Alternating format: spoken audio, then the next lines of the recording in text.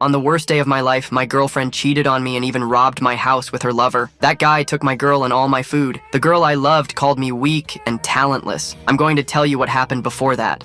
In 2050, the whole world entered the era of global freezing. Those who didn't die from the cold died from hunger. I was hunting for food when an earthquake broke the ice beneath me. I fell into a hole and used a tool to hold onto the wall. I landed on top of a shop buried in the ice. I was lucky not to die, but that was still the worst day of my life. I discovered that cursed monsters live under the ice. Those bastards hunt humans, and to them, I was a delicious lunch. I ran for my life. I couldn't die yet, not before sleeping one more time next to my girlfriend. A chunk of ice fell from the cave ceiling and pierced the monster's head. Somehow, I managed to survive. But then, a snowslide fell from above and buried me too. Luckily, it wasn't fatal, but that monster wasn't my only enemy. Some strange thing entered my body, and I felt something unusual inside me, though I didn't know what it was. I set that aside when I noticed the place was actually an abandoned shop. That chocolate bar was a real rarity. I grabbed all the food I could find, and on my way back home, I saw several other people who were also trying to survive. In this chaos, everyone is an enemy, so I had to stay alert and watch all around me. When I returned home, I made the secret knock on the door for my girlfriend to let me in. Every time I came back from risking my life in the frozen world, she warmed me with her hug and whispered things that filled me with fire in the lower part of my body. But first, I always had to lock the door well for safety. I brought her a rarity, a bar of chocolate. She thanked me with a kiss. But when I turned my back and told her I hadn't found any food besides the chocolate, she gave me that look and walked away. A few days passed, and I managed to get more food this time, even enough to start planting. Then my girlfriend made the secret knock on my door. When I opened without thinking, a bat smashed into my head. The hit was so strong, I flew across the room and crashed on the other side. Chen Ming betrayed me and blamed me for it, accusing me of hiding food from her. And because of that, she chose another man to stay by her side. That bastard had the nerve to tell me that someone weak like me couldn't have a girl like her, and that he would spare me from starving and dying out there. They struck every part of my body. My girlfriend laughed at me until the end, and that's how I died. But then something strange happened again. That same sensation. I felt my body tingle, and suddenly I woke up. I was sure I had died. I felt the pain. It couldn't have been just a dream. That's when I looked out the window and understood. There were 24 hours left before the world started to freeze. Somehow I had gone back in time. I remembered that day. In many places, people were protesting against the corrupt government. The rich of high society were having fun and laughing at the poor. The mobsters and thieves were doing their honest work. And now,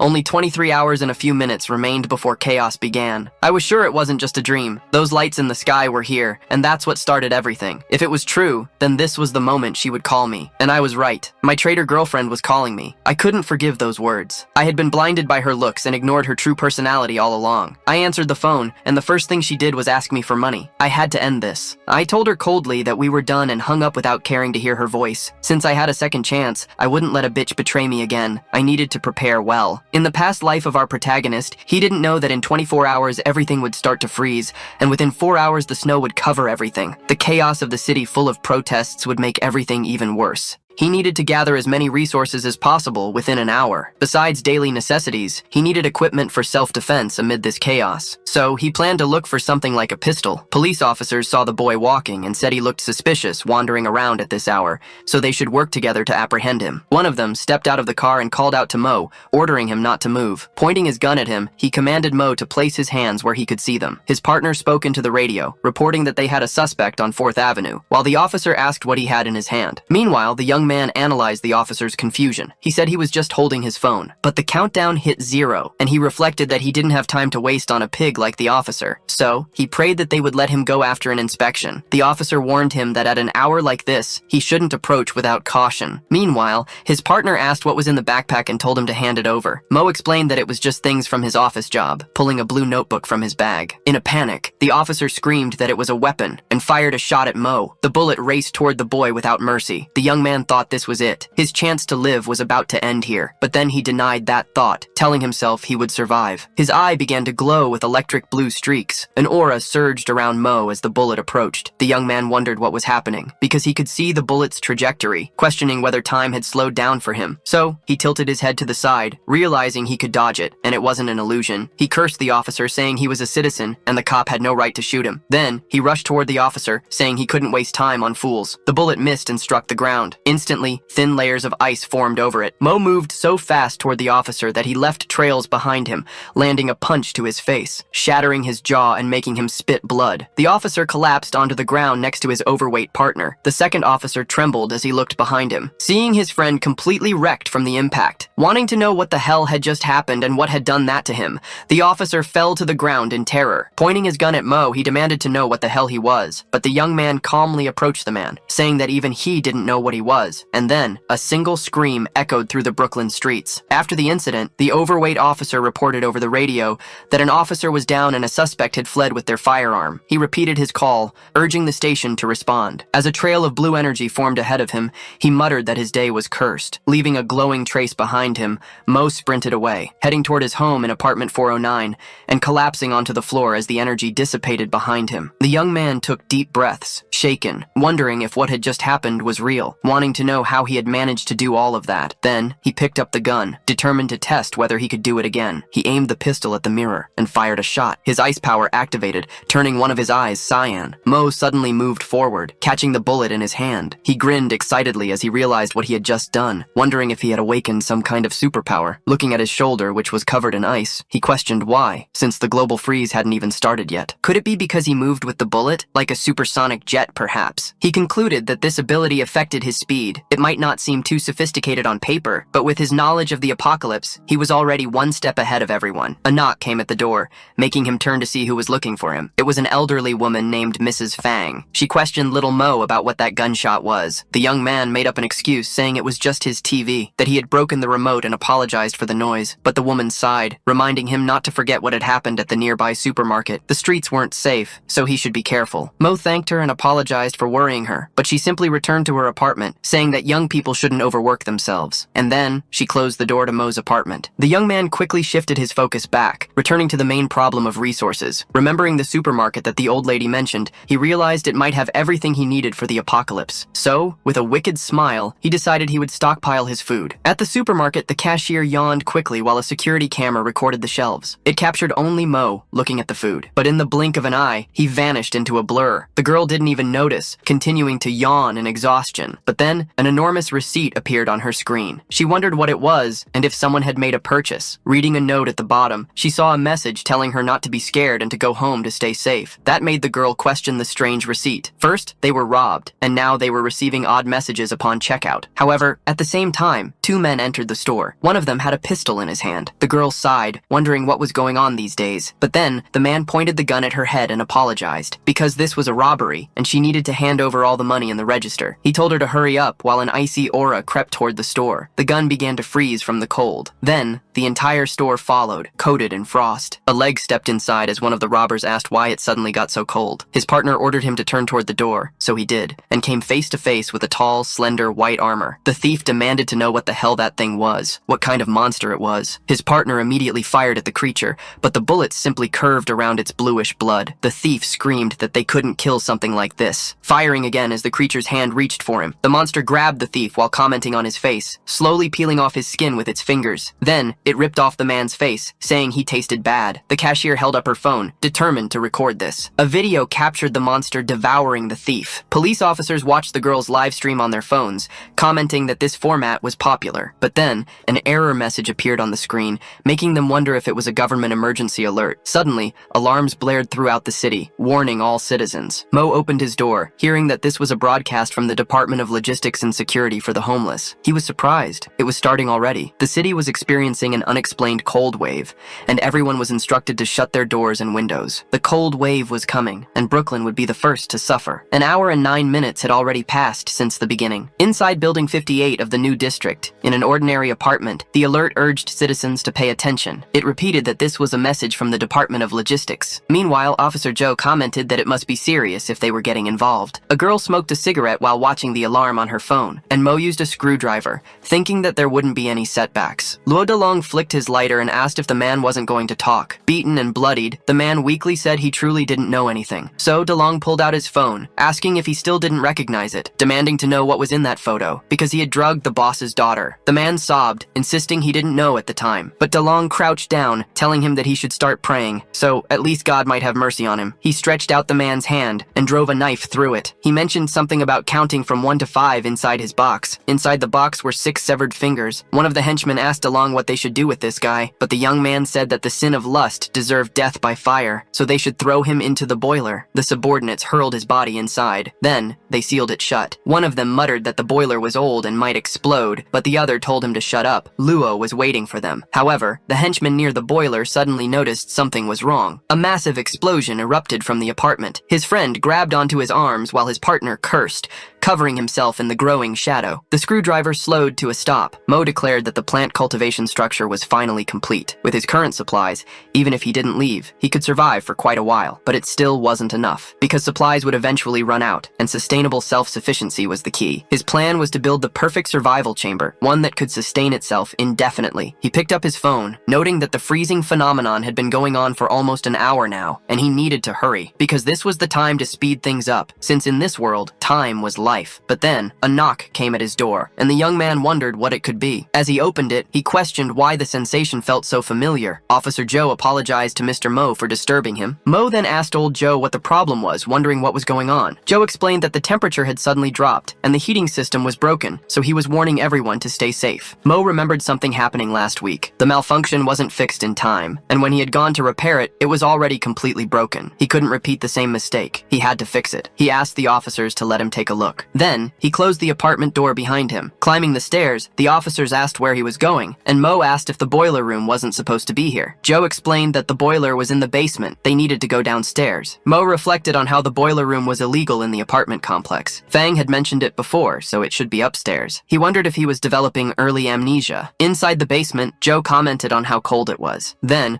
Mo noticed something strange about the smoke. It felt like cold air. Joe led him toward the boiler. Mo tinkered with it, saying it should be fine now. But then, he noticed a blue liquid on his hand and wondered what it was. Joe's partner asked if there was a problem, and at that moment, 2 white skins appeared behind him, exploding his head while screaming for fingers, saying that they were growing back. Mo questioned how this could be a white armor, while Joe panicked, asking what the hell that thing was. Overcome with terror, he was paralyzed. The white armor prepared to attack. Mo activated his ability immediately, dashing in front of Joe and pushing him down to prevent the white armor from striking him. He sprinted away, muttering that old Joe had almost lost his head. He noticed that the door was still open, so he bolted toward it. If he ran at full speed, he could escape, but the white armor caught up right behind them with its mouth wide open. Mo wondered how it could keep up with his speed. Then, the monster nearly struck him. Mo questioned if this was happening because he was carrying old Joe, so he picked him up in his arms, apologizing mentally, because he would have to throw him toward the door. Then, he hurled old Joe with all his strength. Joe went flying, shouting, "What the hell is going on?" Crashing outside, knocked unconscious. Mo turned back toward the white armor, but the monster attacked with its head. The young man panted as he dodged the blow. That white armor kept repeating the word finger. Mo wondered if his power was connected to old Joe, trying to understand why this was happening and how his ability worked. He recalled holding old Joe and realizing that without him, his speed increased, but his ability was limited. The monster turned to attack again. Lin Mo blocked the strike, saying that his condition had nothing to do with the white armor, because it was clear that when he threw old Joe, something strange happened due to his energy activation. He wondered if there was some kind of connection between them. Noticing the pebbles on the ground, Mo finally understood his condition. In his past life, humans faced the white armors with no chance of survival, so all he could think about was running. But now, things were different. Now, he was the hunter, and no longer the prey. Mo grabbed a stone from the ground. This time, he wasn't running. He readied an attack, gripping the pebble in his hand, taking a baseball stance, charging his energy into the throw. Then, he hurled it toward the creature. Mo's assumption was correct, just as he thought, because his ability could only affect targets contaminated by his energy. With kinetic acceleration, the energy amplified, and even a tiny stone, when sped up to a certain degree, carried the power of an electromagnetic railgun. Blood splattered onto the ground. It was dripping from Mo's eye. He questioned what was happening, noticing that his blood was blue, and wanting to know what the hell was going on. Mo collapsed onto the ground, vomiting blood,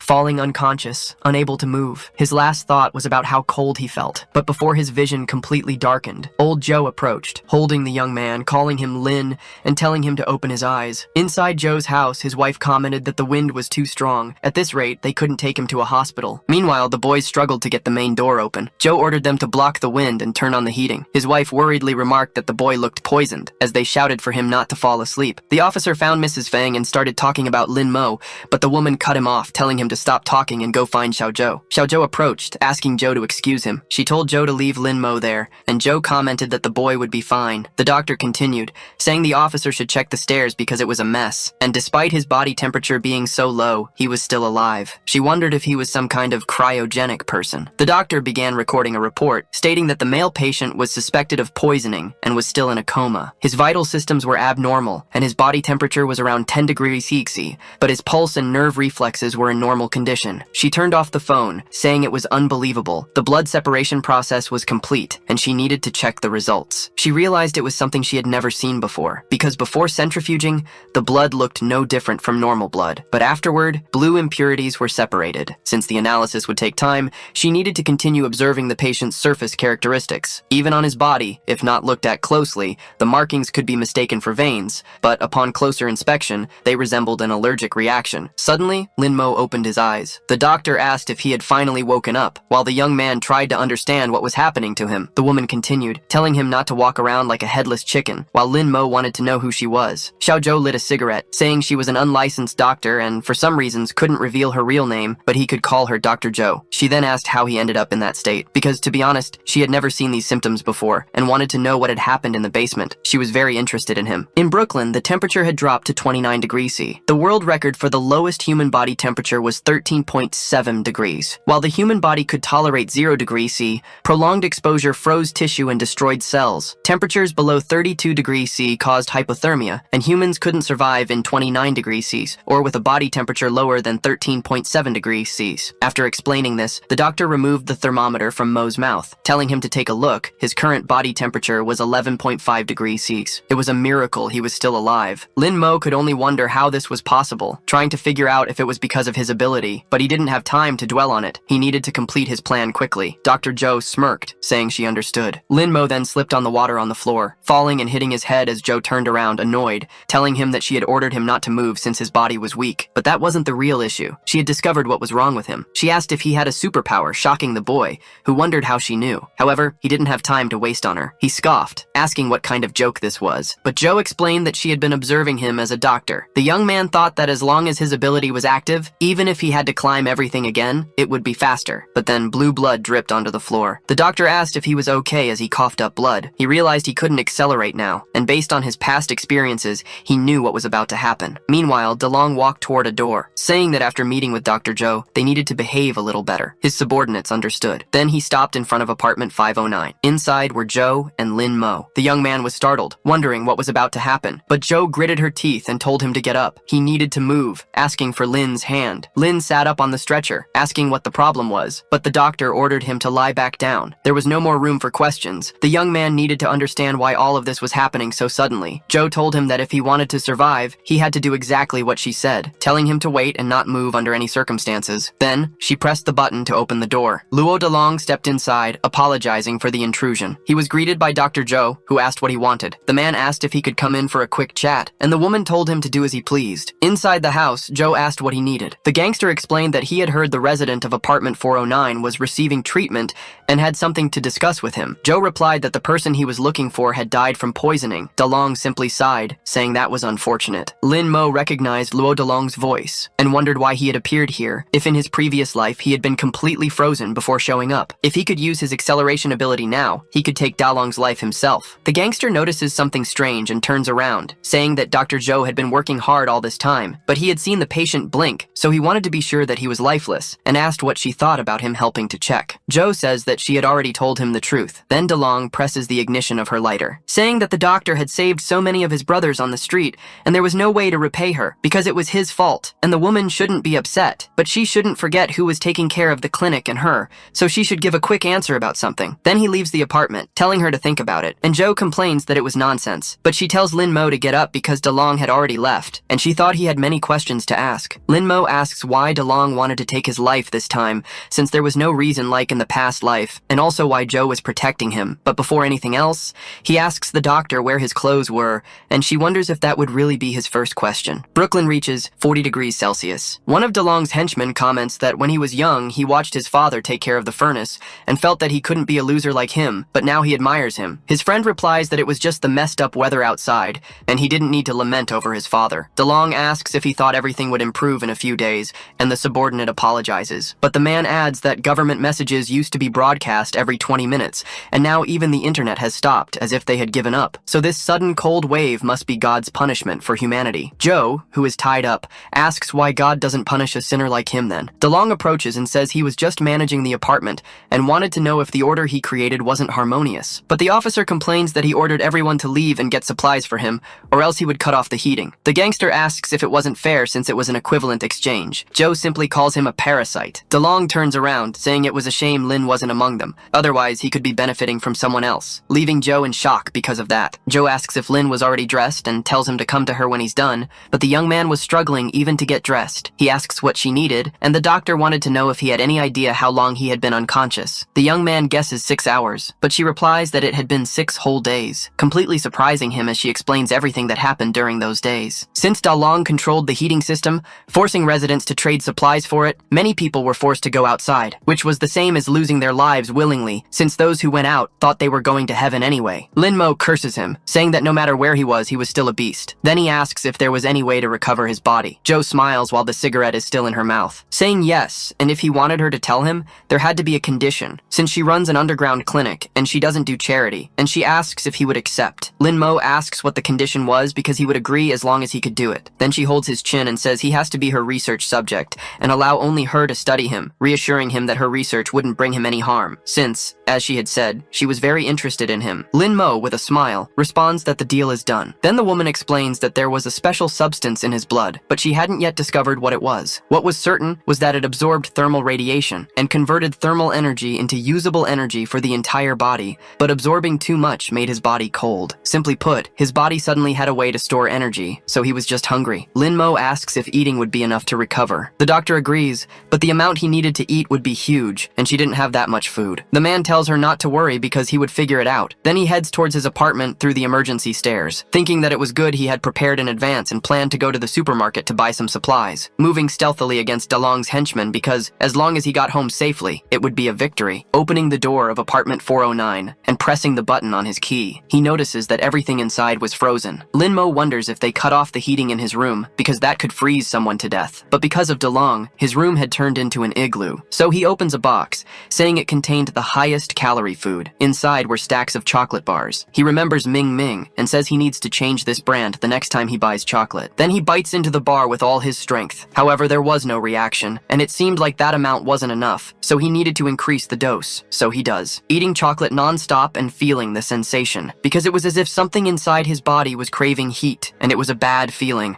like he was about to lose control. The henchman opened the apartment door, asking why it was unlocked, since the boss was planning to cut off the man's fingers to force it open, but today it just opened on its own, and there were tons of supplies inside. Lin Mo smirks while eating the last chocolate. The henchmen ready their weapons and ask who he was and how he opened the door. Joe, in her lab, reflects that the final simulation report was ready, and she should see exactly what was inside his body, noticing that the reversal process affected neural activity. Therefore, that was bad. If too much glycogen was replenished, he would become different. One of the henchmen yells that it didn't matter who he was because everything there belonged to them. But Lin Mo's previously bluish energy turns red as he enters a state of madness. 72 hours earlier, Joe went to the boiler room and asked what the hell had happened there to turn room 409 into this, noticing something strange forming on the floor and wanting to know what it was. But she collects it as a sample, saying it was interesting. However, a camera was pointed at the place. She says it looks like she'll have to go to the security room to find out the truth. From a recorder, a man starts an announcement, telling all residents to pay attention, because they should distribute supplies rationally to avoid waste. DeLong's henchmen grab Joe by the arms, saying he was too heavy, but his friend reminds him not to forget what the boss said and to keep an eye on the boiler. DeLong continues, saying that all residents must pay a small compensation in exchange for heating, and a drunk man asks if this was some kind of joke from Joe, but his colleague replies that it didn't seem like the old man. Then the gangster explains so that everyone understands the seriousness of the situation, walking over to the heating switch, saying he would turn it off for a while to save some resources. With his lunatic expression, he shuts it down. Lin Mo suddenly wakes up, facing a man who asks if he hates. The boy was dressed like a prisoner and asks what he was supposed to hate. Then the figure asks if he hated DeLong, repeating the name Luo DeLong. Lin Mo replies that it was obvious he hated him, grabbing one of the henchmen by the neck while emanating his energy. The henchman is surrounded by a red aura. Then Lin Mo's eye turns the same color. He thinks that the henchman was Luo DeLong, saying that human flesh and beef tasted similar. Then he hurls the man far away, sending him out of the building and making him crash to the ground while burning in red energy. The people outside are shocked, seeing the completely charred body in front of the building, saying that he looked like he had fallen from the 4th floor. His friend asks what the hell just happened, and who Lin Mo was, wondering if he was an alien as he approached him. He notices the energy and questions if it was a red aurora, quickly realizing there was no way to win against Lin Mo, and rushing at the man, planning to do whatever he could, but the hooded figure smiles. Seeing the image of Luo Dalong in the henchman, he uses his speed to appear behind him, shocking the boy with his incredible speed. Lin Mo calls him to come at him, trying to provoke him, and so the henchman swings at him, but the man was no longer there. Trying to strike again, Lin Mo appears behind him, thinking of Luo Dalong, telling him not to move. Then the hooded figure prepares his hand, stretching it back as the henchman runs toward him, and then activating his power with his eye, dashing forward and slicing the man's body in half. Someone suddenly opens the door. Ming Ming calls out to Lin Mo,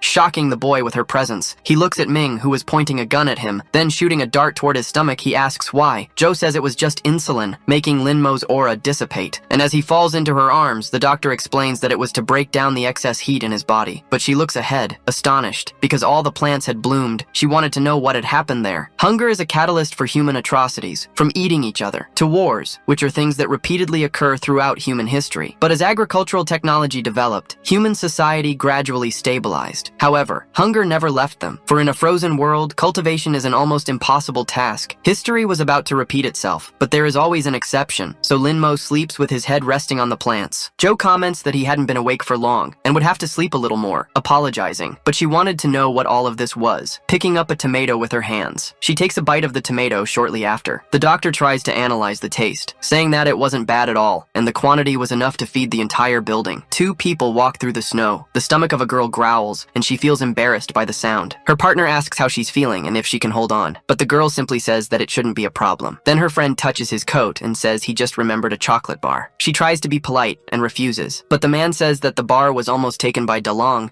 and he thought it was in this coat. His wife tells him to stop looking and asks if he doesn't remember, because they gave the chocolate bar to their daughter that morning. The husband turns to her, stunned, then he laughs, saying he completely forgot, depreciating himself, saying he was useless, while a claw appears beside his head, destroying the man's face with a single strike. His wife stands in despair at what just happened. After all, they were facing a massive white-armored creature that held her husband in its hands, then devouring the rest of the man's body. His blood splatters onto his wife's face, and the white-armored creature says she looks delicious. The woman looks up and asks what that thing was, but someone blonde yells at her not to stand still, so she turns toward the voice and runs to escape the monster. The blonde shouts for the girl to come to him, and to run if she wants to live. The woman runs away from the white-armored creature, but the monster tries to grab her with its hands, and the girl only glances back, tripping in the snow and tumbling away. She falls hard onto the ground, and tries to get up while the monster chases after her, crying as she pleads for her life. The blonde grabs a bottle of alcohol with a rag and ignites it with a lighter, throwing it toward the creature, which gets hit, triggering an explosion. Sparks of fire land on the woman, while the creature is engulfed in flames, screaming that it hates the heat, giving the wife a chance to escape. Facing the building, she thinks the monster might not have followed her. Seeing an elevator, maybe she could be saved, but the monster was still behind her, completely shocking the woman, who desperately wanted to live. She cries again and repeatedly presses the elevator button, and the white-armored creature keeps calling out to her. The girl screams at the damn elevator to hurry up, but the blonde appears, ordering her to close her eyes, completely surprising the woman, who wasn't expecting it. Lights begin to flash, blinding the creature, which screams that it hates the brightness, and the blonde raises his hand,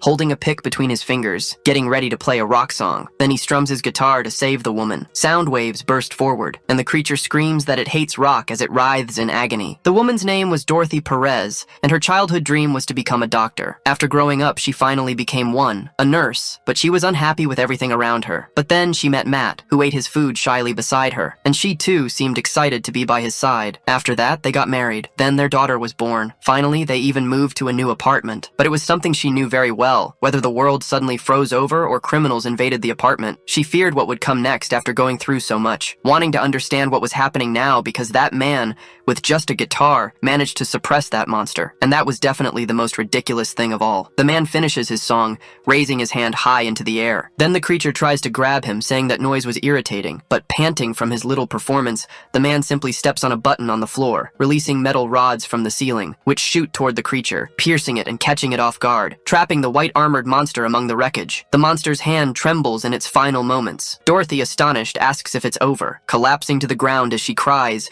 saying that it was finally finished finished, but she looks ahead cautiously, still overwhelmed by everything that had happened. The blonde extends his hand toward the girl, telling her that everything was fine now. Dorothy sits in front of a campfire, lost in thought. She looks at a picture of her family while her husband's face is covered in blood, and the man hands her a cloth, telling her to let her husband rest in peace. Sitting beside her as he continues speaking, because from dust to dust, from ashes to ashes, they needed to protect the living beyond mourning the ones who lost their lives. Dorothy looks at him with a strange expression. Then the man lights his cigarette and tells her not to worry, creating an awkward atmosphere between them. Dorothy introduces herself while the blonde stammers a bit, saying that she could call him Corbin. The woman thanks him while looking to the side, and Corbin accepts her gratitude. Dorothy asks if he was also going out to look for supplies. However, Corbin says that his situation was a little complicated, opening his guitar case and asking for a second to show her something, since he came from Seattle searching for a friend, but as soon as he arrived, he got trapped by the cold wave. Then he hands her a photo, saying that his friend was the one wearing the hat, and they used to play together in a band during high school. Dorothy immediately recognizes Lin Mo in the photo and says he was the guy who lived in apartment 409. Then a loud noise shakes both of them, and Corbin asks what was happening, because the entire city was trembling from the event. He asks what those things were, as a white armored monster stomps on the ground, while another has its neck slashed open, and a third has elongated arms. A whole army of pale-skinned creatures advancing. Dorothy notices the direction they were heading, since it was toward the apartment building. Lin Mo finally wakes up, wondering how he passed out, and in front of him is a woman's body. Startled, he tries to understand what is going on. Joe finishes doing something behind him, and asks if he was awake already because she had put something on him,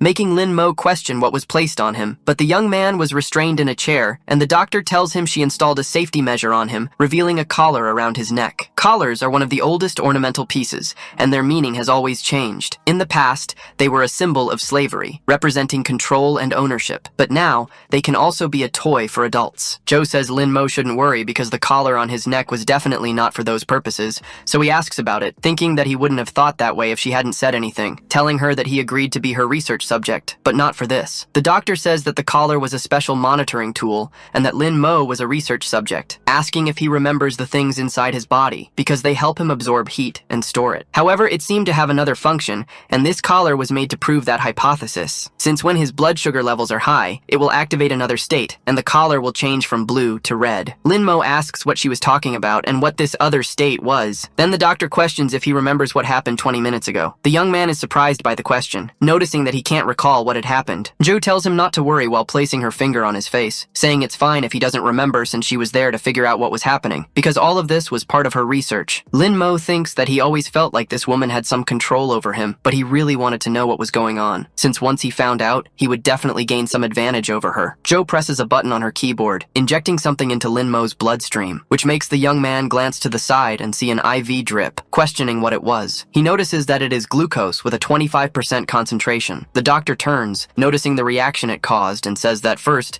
she will record the data. While Lin Mo just wanted to know what was happening, Joe smiles and says she almost forgot. She kneels in front of Lin Mo, and the young man asks what she was planning. Then the woman places a plant between his legs, completely surprising the man with the unexpected action. He quickly looks at the plant. His gaze starts to turn red along with the marks on his body. Then a red energy fills the room. He shouts that the doctor dared to deceive him, but his other self appears, saying that it was interesting. Stepping out from behind Joe and walking toward Lin Mo, he approaches the small branch of the plant, making it grow and then bear tomatoes. Then he asks if Lin Mo could see him now. The young man asks what was going on, and his other self says it was nice to meet again. Lin Mo questions if he was his other self, trying to tell the doctor that he was hallucinating, but his other self explains that the doctor couldn't hear him now. Lin tests it for himself, realizing there was no reaction when he spoke, so he asks if this was the work of that entity. The other self explains that, in a way, it was, but not entirely. Lin Mo grows irritated and asks what he meant by not entirely, and who he was, besides the fact that they looked the same. The being explains that they were both together, to be exact. After all, alone, he couldn't have reached this level. He pulls down his hood, saying that regarding his identity. That should reveal who he was. Lin Mo is shocked when he sees. After all, his other self's eyes were bluish, and he asks if Lin remembers. The young man says that he was the parasite from back in the cave, and the parasite confirms it, showing the mark on Lin Mo's back. He explains that his powers and the ability to resurrect were thanks to him, Transforming into a woman, she tells them both to get along. The National Security and Logistics Bureau was a branch of the agency, also known as ASLN, and was one of the few departments that could operate independently. The logistics agency had its own medical unit, administrative units with capable people, and even military units. This agency was considered the last safeguard of civilization in the world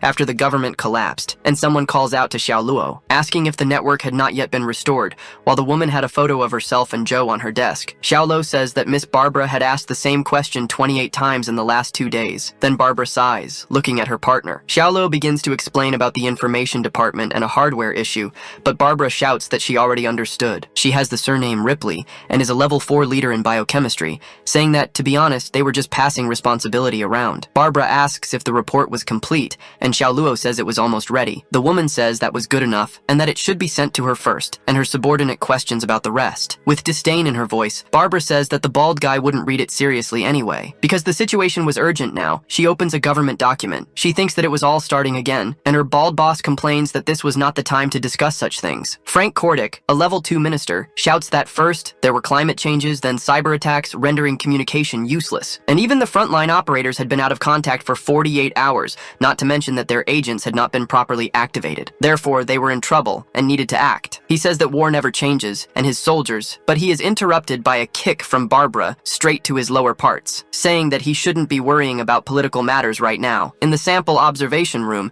she asks if he understands her urgency. Frank stares ahead, stunned, and Barbara explains that the white armored creature was found near the bunkers. The monster merely repeats that it was just a husk. Xiaoluo says that the creature was a mutated human. Frank questions this, but Barbara tells him to look at the monster's neck. The bald man starts to focus, noticing a collar on the creature, which he identifies as a member of the field operations department. He wants to know what was going on there, and Barbara explains that it happened before the network went down. A signal from a missing agent was detected near the bunker, but when the department found his body, he was already lifeless, and his codename was Silver Hammer. She explains that 24 hours later, the body underwent a mutation and became what they were watching now. Xiaoluo adds that they had obtained some information from the CIA, and this creature was being monitored even before the Cold Wave and other related events. That footage was from the same supermarket, and those two were the first monsters, temporarily referred to as husks. An image of Lin Mo appears on the screen, and she says they had been calling him Number Zero. The young man wonders what was going on there, because just a second ago the parasite was an insect, but now it had turned into a woman, whom he actually finds quite beautiful. The parasite smiles while looking at Lin Mo, saying that humans get shy when they see the opposite sex naked,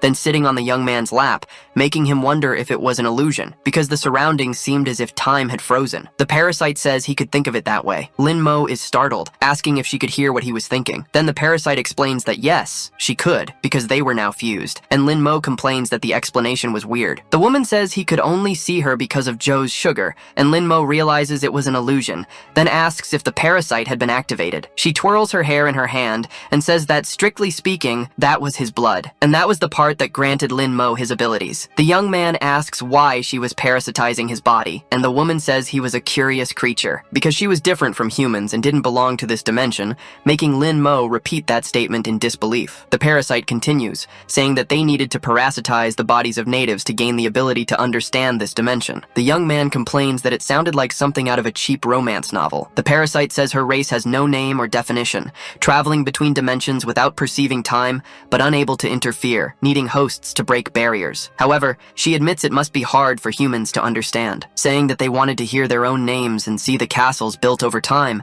yet they couldn't interfere with the world, questioning how they could prove their own existence. Lin Mo asks if this was existentialist philosophy, because from what she was saying, she sounded quite lonely. The parasite is suddenly surprised, then bursts into laughter, asking if he was feeling sorry for her, and if this was what humans called empathy. Then choosing humans as hosts seemed to have been the right answer. She embraces him, saying that his current expression was cute, but she had some bad news. Since the moment they fused, Lin Mo had become a target for the husks. The white armored creatures advance toward the apartment, taking the form of wolves that gather together. Their leader comments that the scent there was of food, but he also smells an enemy, ordering his group to move toward the building. The creatures crash into the structure. Lin Mo asks what the parasite meant by husks, and she responds that he would find out soon. However, if he needed anything, he could seek her out since he now knew how. Then the parasite claps her hands, and time resumes its normal flow. Meanwhile, a vial falls close to the ground. A severed head lands beside it. A girl runs away from a white armored creature, in a corridor filled with lifeless people due to the sudden attack. The building's residents run, rushing down the stairs,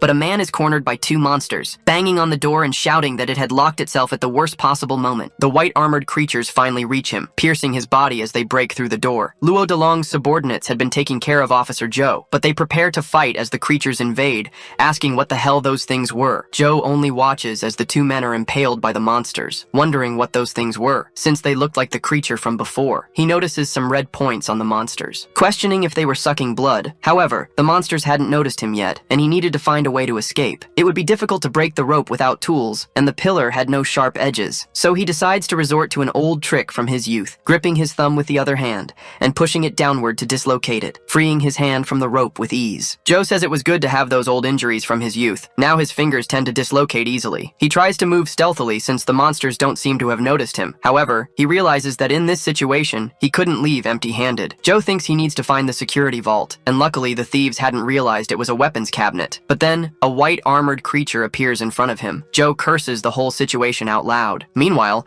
Joe comments that, just as she suspected, the plants respond to his influence, capable of growing rapidly, and Lin Mo asks if she could undo everything. The doctor says that, although he can do it, the boy cannot use the ability for long periods, or he would end up weakened. She has collected most of the data she needed, and Lin Mo yells at her to hurry up and help him undo it. A tremor shakes the room, and Joe questions what that sound was. The door of the room begins to rattle. Frightened, the doctor asks what is happening. Lin Mo is surprised and asks if it could be a monster. One suddenly appears in the room. He notices that it is a white armor. The parasite whispers in his ear that it is the shell. Lin Mo turns around, asking why she is still there, but the creature puts a finger on his mouth, saying that this was not the time to be thinking about that, because if he doesn't act fast, Joe will lose his life. Lin Mo activates his ability and rushes forward, questioning why all the women around him are so difficult. He picks Joe up in his arms while apologizing and asking for her permission. Then he flees far away using his powers. The creature attacks the wall since Joe is no longer in front of it. Lin Mo lands on the ground, still holding the girl, and asks if she is okay. However, he notices the girl's embarrassed expression. She touches his chest and says it was fun to experience his ability like that. Lin Mo helps her up while they both face the monster. Joe questions what it is, and her friend responds that he doesn't know, but it is definitely dangerous, calling for Dr. Joe while stepping in front, because he wants to deal with that creature. Joe reminds him that he shouldn't overuse his abilities, and the boy agrees, saying that he wants to tell her something, since, although she is a bit clumsy, judging by the results, she really helped a lot, and he thanks Dr. Joe. She is completely surprised by this, and questions why he is bringing this up now. Lin Mo prepares for battle and says they can deal with those small matters later, because he will make sure to properly thank her. Several white-skinned creatures appear in the room to face him. The boy is taken aback by this, wondering if it could be a collective action. Dealing with one was easy, but with so many, he might fall into a weakened state again. Joe asks what's wrong since she was eager to see how he would thank her, and Lin replies that maybe she should wait a little longer. Then the monsters charge at him, realizing he will have to face the white-armored creatures head-on. He prepares a combat stance against them. Joe picks up the tablet and says that since this is the case, she should test his limits, monitoring his glycogen at 100%. Lin dodges a creature, thinking that if he keeps using acceleration continuously, he will end up weakened before finishing them. But he grabs one of the monsters, saying he has a way, because he only needs to use the power when necessary, throwing the creature towards its group. The creatures regroup to attack, and Lin thinks they are not as dumb as they seem, but he is no longer the monster's prey. Lin Mo activates acceleration in his eye, noticing that when the ability is activated, time slows down for him, allowing him to observe the beast's movements and predict their attacks. Thus, he dodges the strikes, realizing that with this, he doesn't even need full body acceleration, and the same applies to his attacks, advancing against the creatures again. Even unarmed, as long as he accelerates his fists to a certain degree, he can trigger a supersonic explosion, destroying everything in the room. Lin Mo turns to the remaining beasts and asks if they are afraid now, since he is just getting started. Joe, analyzing the data, comments that although calorie consumption hasn't decreased, the efficiency of ability usage has been optimized, since in all this time he has consumed less than 10% of his energy. She finds this interesting, with a smile on her face, calling Lin Mo a test subject, and telling him that he could unleash himself with that previous move. Lin complains that, as he suspected, she was monitoring his body condition. The beasts charge at the boy, who prepares his strike, shouting that the doctor is a fraud while unleashing a blast of power. Lin Mo takes a deep breath after the attack. The veins in his neck have already turned blue, and his arm is still consumed by energy, but his glucose consumption is still at 83%. The doctor approaches, saying he has mastered his abilities very well, and the boy just turns to look at the woman. She continues, saying she has a question, since he seems to know a lot about these things, ordering her test subject to tell her everything he knows while exhaling smoke from her cigarette. In the boiler room, the body of the white-armored creature stretches out in blood. Joe Joe was unconscious beneath the monster. But suddenly, he opens his eyes. Looking around, he asks what is happening and notices the blood on the floor. He pulls the knife from the monster's belly. While trying to understand what just happened, he moves the monster aside. He remembers the fight he had against the creature,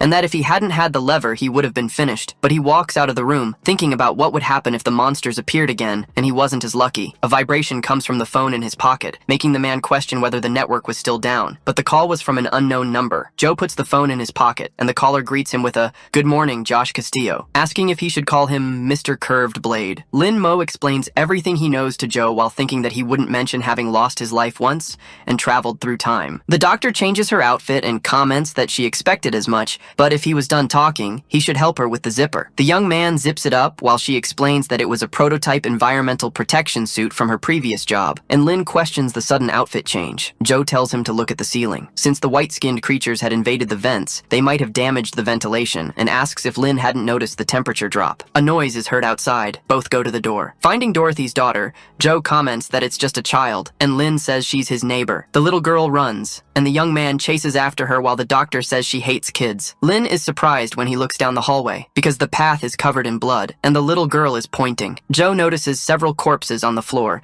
and says they are residents of the building, while Lin wonders why all of them have gunshot wounds. He approaches the child, telling her it's dangerous around here, but the girl points to old Joe, who is lying on the ground. Lin thinks that he had already lost his life, and in his previous life, it had been Joe who took the initiative to share food, but he also lost to a white-armored creature. So he touches the body's shoulder, saying that in the end, good people never get a happy ending. Suddenly, Joe grabs Lin's hand, which startles him, making him scream dramatically. The old man explains that he hadn't passed on yet, but still owed Lin one. The little girl grabs Joe's hand, asking if she is a doctor, because her mother said that doctors wear clothes with red crosses, and she had one on the back of her hand, asking if she could help Uncle Joe. Joe looks at the child without reacting, but then she steps closer, saying she will make an exception and won't charge anything. She kneels beside Joe and asks what happened to leave him in this state, but Joe says it's a long story. Since after leaving the boiler room, his plan was to get to the security room, but the first floor was full of monsters. He ended up climbing the emergency stairs and found several survivors along the way, and since the monsters were coming, his only option was to keep going up. But that's when something happened. Luo Delong appeared with a firearm, shooting survivors in the head as they climbed the stairs, leaving the bodies for the white-armored creatures to devour. Joe asked what the man was doing, but Delong commented that he was simply using the weak to buy himself time, shooting at the other survivors along the way. While aiming at the girl,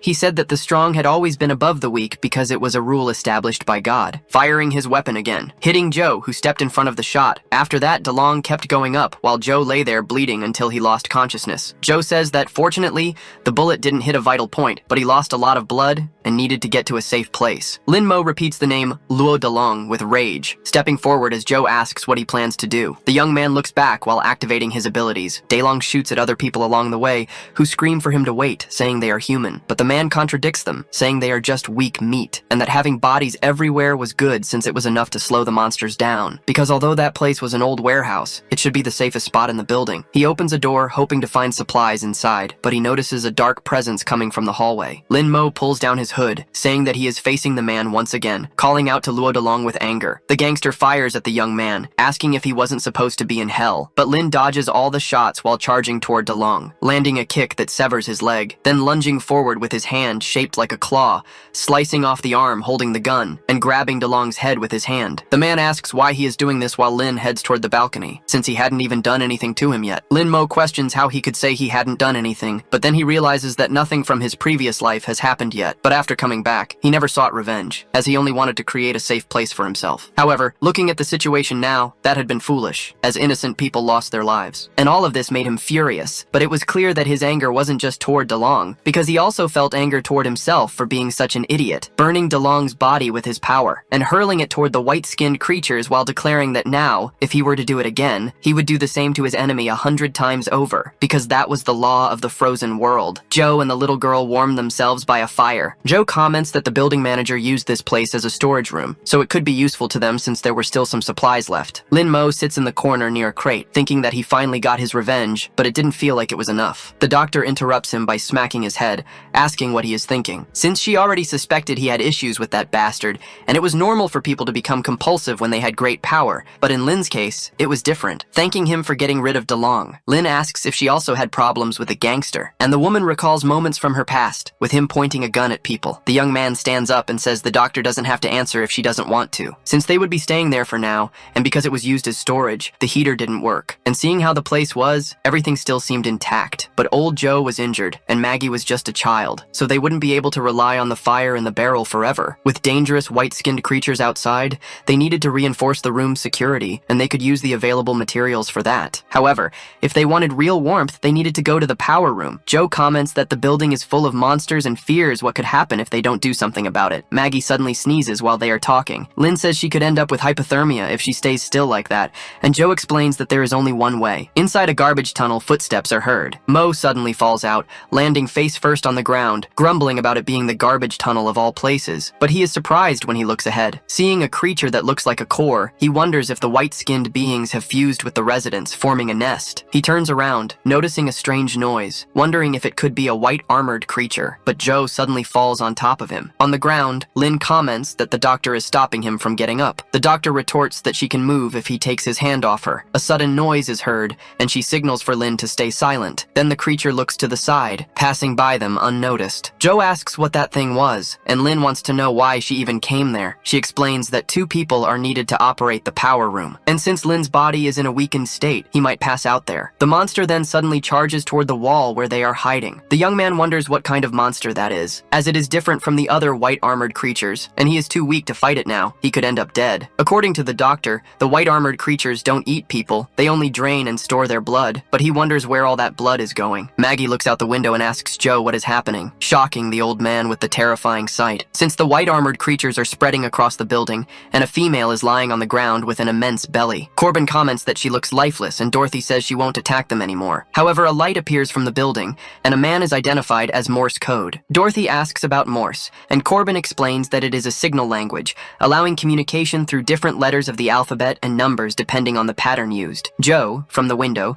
signals with the light, saying that they should understand and not go there. Corbin is surprised by the code, and Dorothy questions what they are trying to say. The young man understands little, but tells the woman that they are asking them to go there. Both move toward the building, while Dorothy appears hesitant, and Corbin says that her daughter should be there, but Joe does not want the 2 of them to take that path. Still in the nest, Lin thinks they need to follow that route, but a white-armored creature is blocking the entrance. He has no choice but to fight the monster. Cracking sounds come from the ceiling, drawing the creature's attention. Lin and Joe take the opportunity to move forward, thinking that this was a perfect distraction. The doctor comments that the veins on the floor seem connected to those who lost their lives. Lin agrees and says it's bizarre to use humans as part of a nest, when suddenly something emerges behind him. It is a white-armored creature with a skeletal structure. It takes on a humanoid form, resembling a lich. The creature shoves its hand into its own belly, pulling out intestines and using them to forge a sword, then swings the weapon downward. Lin senses something strange and curses the monster. He pushes Lin aside while accelerating his step. The creature charges to strike both of them,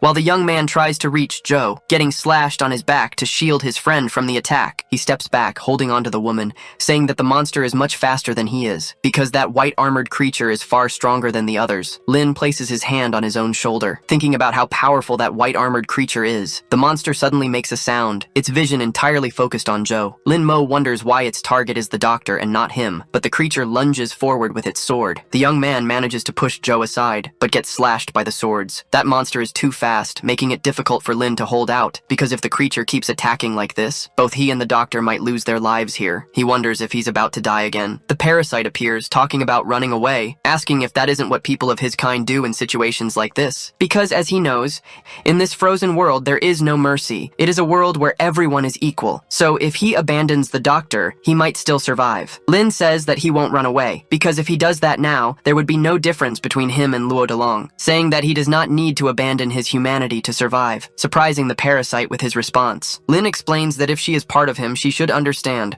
When innocent people lose their lives, his chest aches, and he feels suffocated. That pain is his humanity suffering, just like the fossils of his ancestors, which bear fractures proving that they did not abandon their companions. Therefore, Lin can only think of one thing now, Since he has this power, he will make sure to use it to his advantage, forming veins across his body and horns. The symbol on his necklace begins to be consumed by the veins. As the white armored creature charges toward Joe with its sword, the doctor is frightened and starts sweating, but the creature's attack is blocked. A bluish-white armored creature stands before her, and Joe asks what it is. Lin is that monster and declares that with this power he will protect people. He notices that he looks similar to that white armored creature, but he clenches his fist, as he does not feel the same as it. The young man releases energy into his hand, and his monstrous body takes on a blue glow. The parasite comments that this is interesting because it seems she made the right choice in selecting him, and the young man will now feel the essence of power. Lin then charges to punch the creature, landing a blow that the monster defends against. He advances again, attempting a horizontal kick, but the monster dodges. Lin has become faster, but it is still not enough, as the monster continues to evade. Joe questions what is happening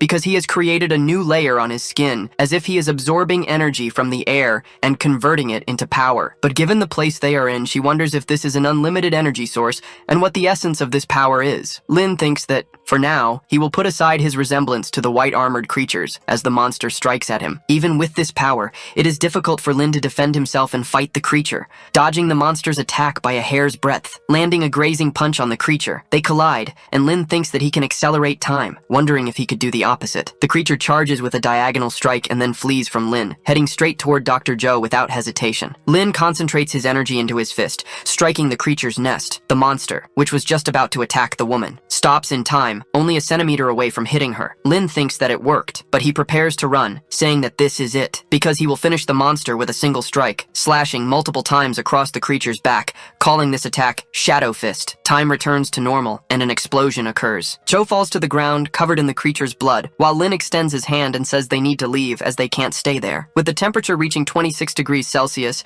Joe comments that they did it, while Maggie cheers because it's warm, and says she wants to see her mother. A noise is heard in the cell, and Joe asks what it is, wondering if it could be a white armored creature. Lin opens the door, informing old Joe that he's back. The old man greets him, saying that they finally returned, but the young man asks what happened to him, while Joe tells him not to get agitated, because if the wound opens again, she will have to stitch it up. Joe says that a while ago, he heard a noise in the ducts, and it could be a white armored creature. Lin looks at the ducts, wondering about the noise, saying that it could just be the old pipes settling. He tells old Joe not to worry, as it's probably just an illusion, and the white-skinned creatures were concentrated on the lower floors. However, the duct suddenly collapses. A strange figure falls in front of them. Joe raises his crowbar, saying that he was right, while Lin activates his power and asks if they had turned into a blood nest, but Maggie calls out for her mother. Dorothy responds to her daughter, asking what she is doing there, while Corbin complains that it's the heating duct and it's way too hot. Maggie explains that a white armored creature invaded their home, and a blonde uncle shot many uncles and aunts, but Uncle Joe saved her, though he got injured,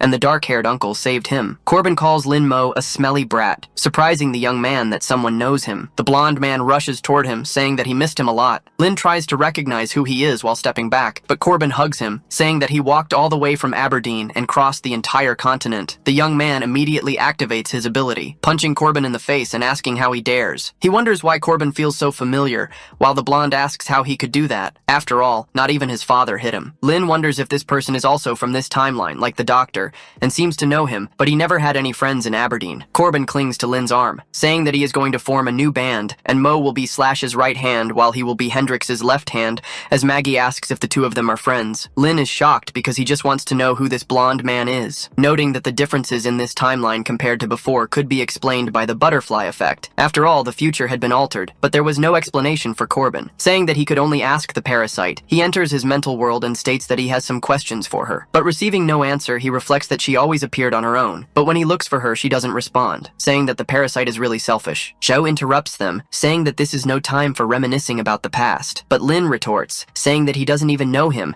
and Corbin complains that he came all this way just to have fun at his expense. However, the doctor asks about the current situation, because even though they solved the heating problem, there is now a much more serious one, as those white armored creatures seem to be the offspring of that mother, and these nests are sending blood to her. Soon, this building will be assimilated. If they keep ignoring this, once the blood nests take over, Lin finishes her sentence, saying they'll have to face the white armored creature with the intestine sword, saying that if that's the case, with his power, he could take it on, but Joe tells him that it's not that simple. Since the indicator light is constantly blue, and after using Heisha, it shines even brighter. Lin wonders if Heisha is that black form, and if it also consumes a lot of heat. Joe confirms that activating this state consumes a great amount of heat, and right now, there isn't enough. But he is the only one capable of fighting the white armored creatures, and the situation is dire. Mo reflects that if he wanted to survive and continue protecting, he needed warmth. Then he says he had an idea. He asks the doctor if there were any spare planks, and Joe says they were there but wants to know why. Lin takes the sword from Joe's hand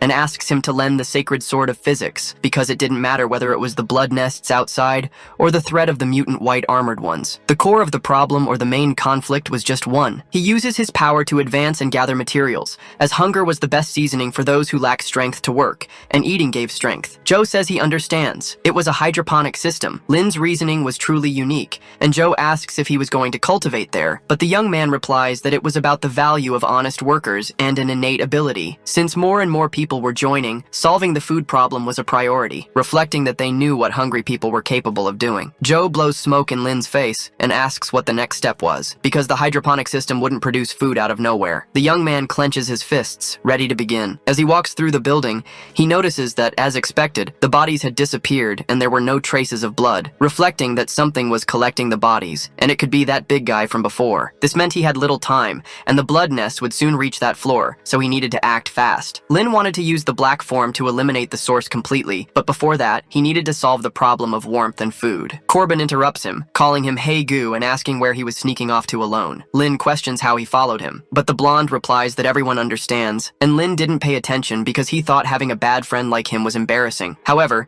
he understood his friend, and now that he worked at a big company, a beggar like him wasn't well regarded, and Lin wanted to know what that had to do with this guy. Corbin continues, saying that now they were alone, he could speak freely, but the young man just finds him annoying. The blonde places a hand on his shoulder and asks why his brother wouldn't speak, but Lin simply replies that they were screwed, standing face to face with the big guy in the blood nest room. Under a bridge, Corbin calls Jerry, since they were quite similar. Because they had both been expelled and could only hide under the bridge from now on, he and the rat would depend on each other. But if he didn't want to, he didn't have to leave. Besides, it was raining, and Lin appears calling him. He says he knew where his friend was, because whenever he got kicked out of somewhere, he hid there, asking how many times his father had beaten him, while Corbin asks if he came just to provoke him. Lin questions how he could do that. However, even if they were running away, they couldn't just hide under an old bridge, and if they were going to flee, they should do it with style. Corbin asks where he learned those cliché lines, but Lin extends his hand and calls Corbin, because if they were going to run away, it should be with a good friend to make it stylish. Corbin says he would only go along so Lin would stop running away from these things, and Lin thanked him. In the present, the young man grabs the blonde by the neck, asking what he was thinking, shouting that they should run while holding his friend. Corbin complains that this escape was not stylish at all. At a distance, Lin says the nests seemed to have spread to the 4th floor, and they needed to go back to get the seeds. Corbin complains that they should be fleeing in style, and his friend responds, wanting to know why he was saying that in a situation like this. The blonde asks if it wasn't him who had said that, and Lin says he never did. The two argue because Corbin thinks Lin is pretending, and the young man denies it, but the discussion is interrupted when an impact breaks the wall. The creature's hand pierces through the structure. Lin dodges, thinking that it was already too late, while Corbin is shocked by the creature breaking through the wall, holding Lin's head, which was close to being crushed. The blonde prepares his Molotov with a bottle, catching the creature's attention, and throwing the Molotov, shouting for the creature to release his brother. The monster tries to defend against the fire with its hand, throwing Lin away while trying to put out the flames. The young man crashes into the blood nest. He notices that the veins were sticking to him, because he was being absorbed by the blood nest, trying to escape. His face becomes covered in veins, and even his hand was being consumed while Lin curses the situation,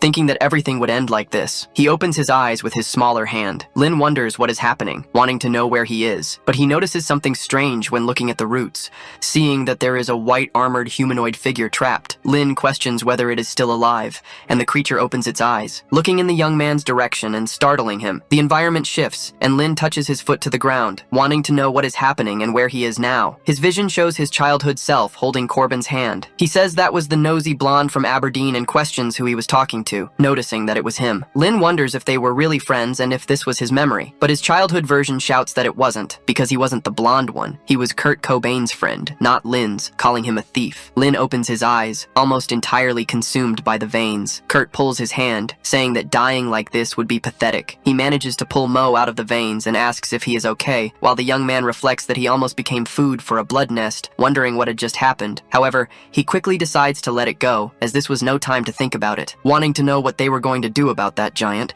as it didn't seem afraid of fire, Kurt grabs another Molotov and says that guy was pretty tough, so he would offer him another drink. Lin interrupts him, telling him not to rush. The fat of the white armored ones burns quickly at high temperatures, but the monster absorbed heat and had high regeneration, and Kurt realizes that Lin analyzed everything calmly, something rare. Throwing the Molotov with the intention of burning it until it can't regenerate, and Lin asks if he didn't hear him, because this time, the monster doesn't even bother defending against the burst of fire. Lin decides to use the black form, as he can't leave that thing there. But nothing happens despite his attempt. He remembers what the doctor said, that he doesn't have enough energy now to use the black form, meaning he can't fight this thing. However, Lin is suddenly struck by a thought. From the beginning, it seemed somewhat familiar, the monster absorbing heat, and the doctor mentioned that his Heishan state did the same, so he gets an idea. At that moment, the creature slams the ground, sending the monster flying. In his past life, the fortress had been attacked again, and in front of a cross, they hoped for a spirit to find peace. Lin Mo notices they had been losing people for a month. They had already changed locations countless times to avoid the white armored ones,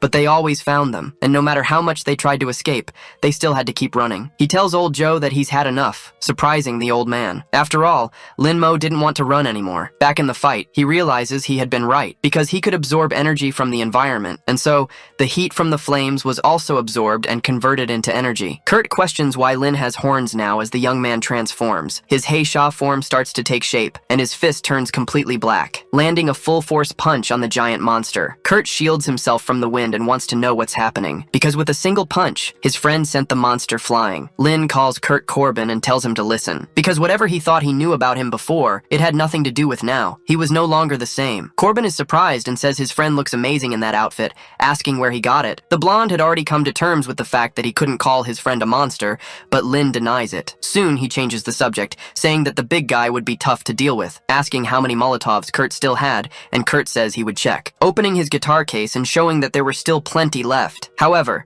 the monster regains consciousness thanks to the punch and stands facing the two of them. Corbin asks what they are going to do and if they are going to run. Lin wonders if he should flee, having visions of what happened in his past. The young man becomes more determined, deciding that he won't run, because running away would make things boring. Corbin looks at his friend, thinking that he has really changed, calling him by the nickname Little Black. Lin reflects that the monster wouldn't be so easily defeated because, even though it had regenerative abilities, it was still very slow, stepping on the monster's head. The young man prepares his fist to punch, causing multiple holes in the creature's body. Lin jumps back to retreat for a second, saying that now it was Kurt's turn. He throws all the Molotovs that were in the guitar case, causing a massive explosion against the monster. The creature's fat was flammable, so as long as the wound was deep enough, the fire would burn the fat, but it wouldn't take long for it to regenerate. Thus, Lin brings his hands together to attack while it burns, because he would absorb the heat from the burned fat of the white armor, and use the flesh and blood of his enemy for his own benefit. His monstrous form grows wings on his back, and his energy emanates more powerfully. He stomps on the ground with force, advancing rapidly, destroying everything in his path with his explosion of energy. Lin uses his foot to stop the impact, pointing his finger at the creature, and then getting close to it, he places his finger on its nose. The kinetic energy causes the entire structure of the creature to be destroyed with a mere touch. Corbin watches from afar and asks if that was a sound barrier, while Lin reflects that as long as the entire body is destroyed, even the strongest regenerative ability is useless. However, he only managed thanks to Kurt, and although he seems suspicious, he was truly helpful. He helps his friend up, asking if he is okay while thinking that he looked sloppy but wasn't an idiot, and Kurt questions why he is being so polite, asking if they were going downstairs to do that again,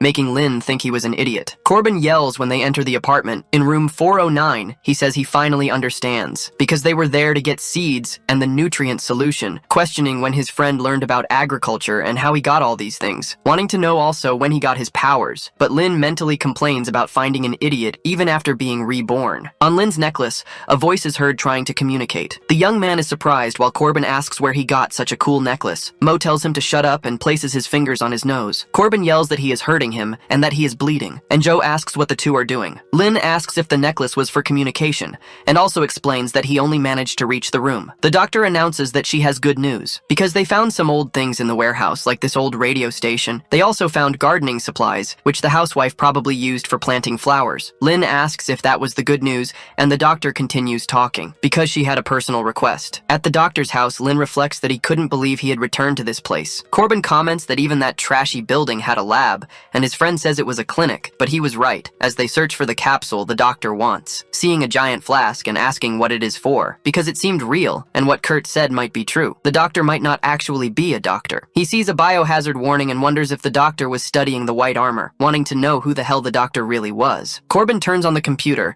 and Lin asks what he is doing, hitting his friend on the head and telling him not to mess with other people's computers, asking what if he deleted the doctor's important information, but Kurt says he wasn't an idiot. Lin has a sudden realization and thinks about the information, telling Kurt to leave and calling him a lackey, which enrages his friend. Lin tells him to go and gather useful supplies, but Corbin tells him not to kick his guitar. He sits at the computer because he might find something important. Lin finally finds information on the computer, seeing a photo of her younger self and noting that she was shyer, also noticing the ID on her neck. The young man understands that the doctor was hiding things from him. The base door opens. Joe greets Lin for returning, asking how it went, and Corbin explains that everything went well while Joe listens to the conversation, distant, watching the people. Lin explains that he managed to collect some seeds that were in the room due to the limited number of accessible floors, and unfortunately, he didn't find anything to eat directly, while Joe says it wasn't his fault, but Luo DeLong's for stealing the supplies. Then he asks for help planting, but Lin refuses since old Joe was injured. Zoe offers to help since she knew a bit about botany and biochemistry, and could be useful, asking if Lin didn't think so. The young man agrees, looking suspiciously at the doctor, but Kurt interrupts them, saying that he would help too, then changes his mind upon seeing their looks. Lin tells him to go to the kids' table with Maggie since he wasn't helping. Separated from the others, Joe asks about what she had requested earlier. Lin shows the flask and asks if this is what she was referring to, but when the woman reaches for it, he steps back and tells her to wait, wanting to know if she wasn't going to explain anything before taking it, because he needed to find out who the hell she really was. With a smile on her face, Joe asks if he still hadn't figured it out. Lin notices the expression on her face and questions if the doctor did it on purpose. Joe remains silent, keeping her smile. The young man wonders if the capsule was just bait to lure him to her house, wanting to know what the former biochemical department agent Joe Shuya was planning. Joe grabs the flask and says he got half of it right, because it wasn't bait, but rather the key to humanity's survival. She asks if he remembers when he became Hei Shan, as he looks similar to the monsters, and she believes there is a connection between him and the creatures. The organ reinforces this theory. Even in that state, it was still absorbing heat, much like what happened to Lin. The young man asks what this has to do with the key to survival, and why she revealed her identity. Joe tells her test subject not to worry, because whether for food or for storing energy to face the mother outside, they needed to solve the planting problem quickly. And if she isn't mistaken, when he created the hydroponic tank, he was thinking about using the red limit state to accelerate plant growth. In other words, the key to everything was Lin entering the red limit, but he didn't have enough energy to fight, let alone reach that state. Even if he could absorb heat from the surroundings, he still wouldn't be able to, because his storage organs weren't efficient enough yet to allow it. So if she could add this organ, they could have a more efficient absorption system that would enable Lin Mo to enter the red limit. Lin stops, intending to think for a moment, but Joe presses the flask against his abdomen, summarizing that to survive, he needs to insert that into himself. The young man asks if there wouldn't be any rejection reaction, but black veins begin to spread over the flask. Joe asks what that is. Then the veins form a face and an immense force. Lin Mo also doesn't know what is happening, wondering if the Black Fury wants a piece of the white armor's flesh. The flask shatters on the ground, and Joe analyzes that the young man's body couldn't wait any longer. Thus, he enters the red limit state, collapsing to the ground as a creature emerges from his back. The doctor wonders if his power source came from a parasite, wanting to know how he could fit such a massive entity inside his body. Lin simply smiles in the red limit state. It was time to plant. He says the seedlings mature naturally, and the shelves were sterilized, free of green algae, with only a few things missing. But he hears a noise from the top of the shelf. Maggie touches a plant and asks what it is because it's so small. Lin says it's a lettuce seedling, and the little girl asks about seedlings. So the young man explains that it's a baby lettuce, just like little Maggie. The girl disagrees, saying that's not true because she is taller, and then she asks what lettuce even is. Dorothy appears and says it's the green vegetable in her favorite burger. So Maggie asks if her mom can take her to eat a burger when her dad comes back. Dorothy tries to talk about her father, but Kurt comes up behind Lin and bluntly tells her that her father is gone, leaving the young man speechless. But he quickly interrupts Dorothy's train of thought and turns to Corbin, asking if he brought the wheat seeds to make bread. Corbin responds that he did, and Lin follows up, asking about tomato and cucumber seeds to make a burger. Then they ask little Maggie if she would like a burger, because they would eat as soon as the little lettuce became big. Maggie asks how long that would take. Lin explains that if they were in ancient Greece, he would be the god of agriculture, and with him, plants would grow super fast. Then Maggie shouts that this is great. Dorothy thanks the guys, and Lin introduces himself as the guy from apartment 409. The woman says that they are trapped in this situation, and if they could at least make plants grow faster, they wouldn't suffer from cold or hunger. Kurt says his friend is super talented and wasn't joking, but Lin interrupts him before he can mention his powers, dragging him away and asking him not to say anything, because the fewer people who know, the better. And Kurt asks why. Lin tells him not to ask, remembering Joe mentioning that she worked on a fire in the field project during her time in the Secret Service. The security level of the program was high, and the departments involved were confidential, even among themselves. But she managed to obtain specific information. A project to infiltrate agents among civilians, using drugs, brainwashing, and hypnosis, creating human monitors while the NSB protected the country. She didn't know if the NSB was paralyzed or not, or if there were NSB monitors among them. But if they found out about him, nothing good would happen, and the fewer people who knew, the better. Lin agrees, saying he had a solution while hitting Kurt on the head. Corbin walks away with Dorothy, saying she didn't need to worry since Lin was the god of agriculture. The young man looks around searching for someone, but then he notices he was alone. He points his arm at the plants, deciding he would begin, focusing intensely with his eyes closed. Then activating the red limit, but he was being filmed by a camera, and it was being broadcast. A satellite beeps, and communication asks if it has been restored. Restarting the system and connecting the satellite to search for whatever they could find in the sky. People ask what is happening because the area was frozen, and they would need to gather ground information to locate terrestrial equipment, activating the only 3 drones available. However, since it was cold, the batteries wouldn't last long, so they needed to collect as much information as possible before losing them. An employee asks what his superior was looking for, and he responds that he was searching for anything useful. She tells the boys to stay low because, with luck, they might find a sign of survivors or a rescue team. One of them responds that there was nothing interesting on his side, noticing the vane on the building and telling them to wait. As he gets closer, the vanes take over the transmission, but the drone is immediately destroyed. The mother raises her bleeding hand, and the drones question what that was and start recording, but the creature begins pulling the vanes from around it. A limb emerges from within the structure. The entire building shakes, including Lin's room. He wonders if it was an earthquake. He approaches Joe and asks what is happening, but the doctor tells him to look outside, because it seemed like they were running out of time. As a giant-eyed creature appears, staring through the window, Joe explains that this was what the mother had given birth to, the child. The being simply asks where it is, unintentionally activating Lin's ability, wanting to know where its head was, extending its arm to use its ability. Kurt approaches the two and asks what was going on. The energy in the creature's hand starts generating lightning. Then Lin shouts for everyone to get down. The monster blows up a large part of the building with its ability. Lin closes his eyes to try to shield himself from the power, opening them again to look to the side. He holds Joe, thinking that was close, asking if the doctor was okay. She says yes and asks about the test subject, because they were very close and she notices his heart was beating fast. Lin suddenly pulls away and says it's good she's okay, but it wasn't time to relax as the creature was staring directly at them. Lin wonders why those fragments were suspended in the air, questioning if it was electricity or magnetism. But soon, the child uses its ability again, firing the electrified stones forward, causing another explosion in the building area. Dorothy dodges while holding Maggie. Kurt asks what the hell is going on, thinking the whole situation sucks. He shouts, asking if Lin is okay, but finds only the completely destroyed structure. Kurt curses, but then he hears a voice from below, telling him not to be scared. It was the doctor who had gotten stuck on a pillar and was asking for a hand. Kurt helps her up and asks where Lin is, and the doctor tries to say where they were. However, they are interrupted by the creature attacking. Dorothy screams for everyone to run as Corbin asks what the hell that thing was, but the creature is suddenly slashed by a red energy. Joe identifies the color of the attack, and then the creature falls backward, crashing into a building. Lin stands in front of it in his white armor mode, but now with red stripes instead of blue. A camera records the wreckage. The person watching asks if this was the monster the rescue team had mentioned, the one lifting stones with its power, breaking the drone, which was the last one remaining. The people watching ask what they should do now. Pops explains that it hasn't been long since communications were re-established, so it will take a while for the bunker to make contact. A woman says the bunker just needed to wait because those in the field had a lot to think about, and his colleague asks why he doesn't prepare for exploration, since they might find survivors. Pops refuses, as the situation outside was uncertain, and it was better to wait and see what might happen. Another explosion occurs at the site of the battle. Lin emerges from the smoke, his body outlined by a different armor, and even creating more energy horns. He reflects that this was beyond the red limit and seemed like something else, like rekindled embers, so he clenches his fist. The child throws more stones toward the young man, but he takes a deep breath in his monstrous body, sitting on the ground to advance, and quickly rising from the ground,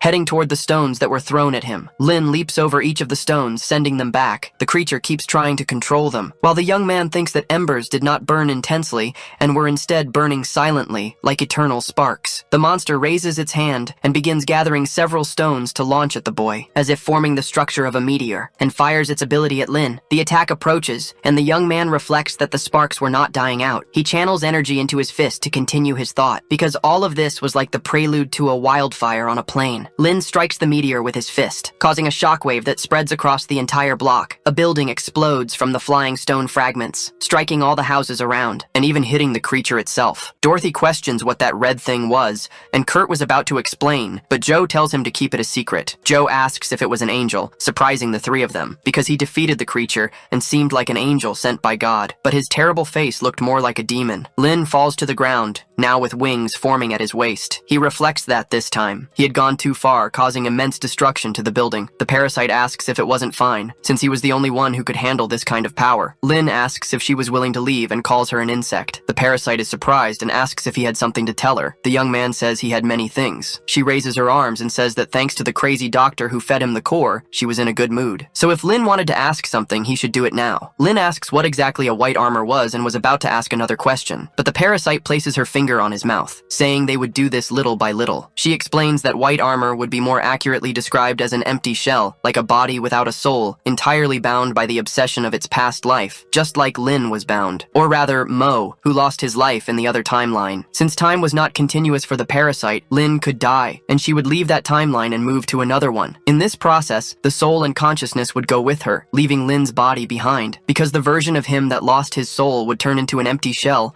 and perhaps his shell was fighting somewhere out there. Lin reflects that all the places where conflicts arose in his memory now made sense, and the parasite tells him he understood quickly. The young man realizes that technically, he had not been reincarnating, but rather traveling through time. The child begins to shed its skin, because there was a core inside it, and a flame appears on its head. Lin realizes that each white armor corresponded to supernatural beings who had traveled through time. Xiaolu asks Barbara what they were looking for, and the woman replies that if the guy from the field who turned into a monster brought a delivery, then they needed to see what it was, but her subordinate objects, saying it was the highest level of evidence and that their boss would be angry. But soon, they realized that the package was a head. The child calls for its head, asking where it might be, and creating a blast of energy thanks to the fire on its head. Lin defends himself from the energy using his arms, asking what was going on and if that creature could not die. The parasite says that it was a special child, and they should ask it, while Lin wonders why he was still talking so much when that normally didn't happen. She replies that they were all her, and that time was not linear, but he was an idiot. Lin asks if this was the time to discuss that, and if she was acting like a child because of it. The child charges with an attack, and Lin notices its speed was high, but the monster prepares another electromagnetic blast in its hand, completely surprising the boy in his form. He dodges, saying he was almost caught and that the creature was really fast, but compared to his new form, it was nothing. The child places his hand on the ground and picks up stones, throwing them toward Lin, who wonders why he was floating and if it was an effect of gravity. Then the creature pulls him closer, grabbing the boy by the neck. Lin notices that the monster is absorbing his heat and says that this is bad. Wondering if they were of the same origin, the parasite appears and says that it is difficult for them to drain each other completely, while Lin complains that she came again. Bluish arms emerge from the boy's back, pulling the creature's hand away, throwing it far. Another armor appears behind Lin, taking on a monstrous face but a feminine body. The parasite says she will have to do this herself, considering Lin's condition. The boy looks at her, impressed, while the parasite asks if he thought she would just stay inside him, watching. But the boy shouldn't be surprised because, with the second core, she would create another body. The child charges at both of them, but the parasite says that will destabilize the energy balance. Then she lifts her leg, colliding with the creature while saying she has no time to waste. The creature uses its ability at the tip of its foot. Lin warns the parasite that it's the gravity trick again, but she tells the boy not to worry because since they couldn't escape gravity, they would ascend, and so she touches his chest. A bluish energy is transmitted to Lin, shattering the entire ground around them. The parasite is pulled by gravity, and the creature charges forward with its hand. However, a sword appears in the parasite's hand. Flames envelop the child's head. Then it dodges the parasite's attack, being grazed on the shoulder, leaving the hit area clean of its armor. Someone watches from a distance with binoculars and says they have found 13. Their partner asks if she was around here, and the woman replies that it wasn't too far. But the current situation wasn't suitable for recycling because she had found an interesting guy. The parasite says that this was his true power, and that it was a waste to fight barehanded. Then Lin wonders if there was another function. The creature was repairing its arm, but she suddenly creates a scythe since she could do the same. The man removes his hat and says he didn't expect 13, the Holy Mother,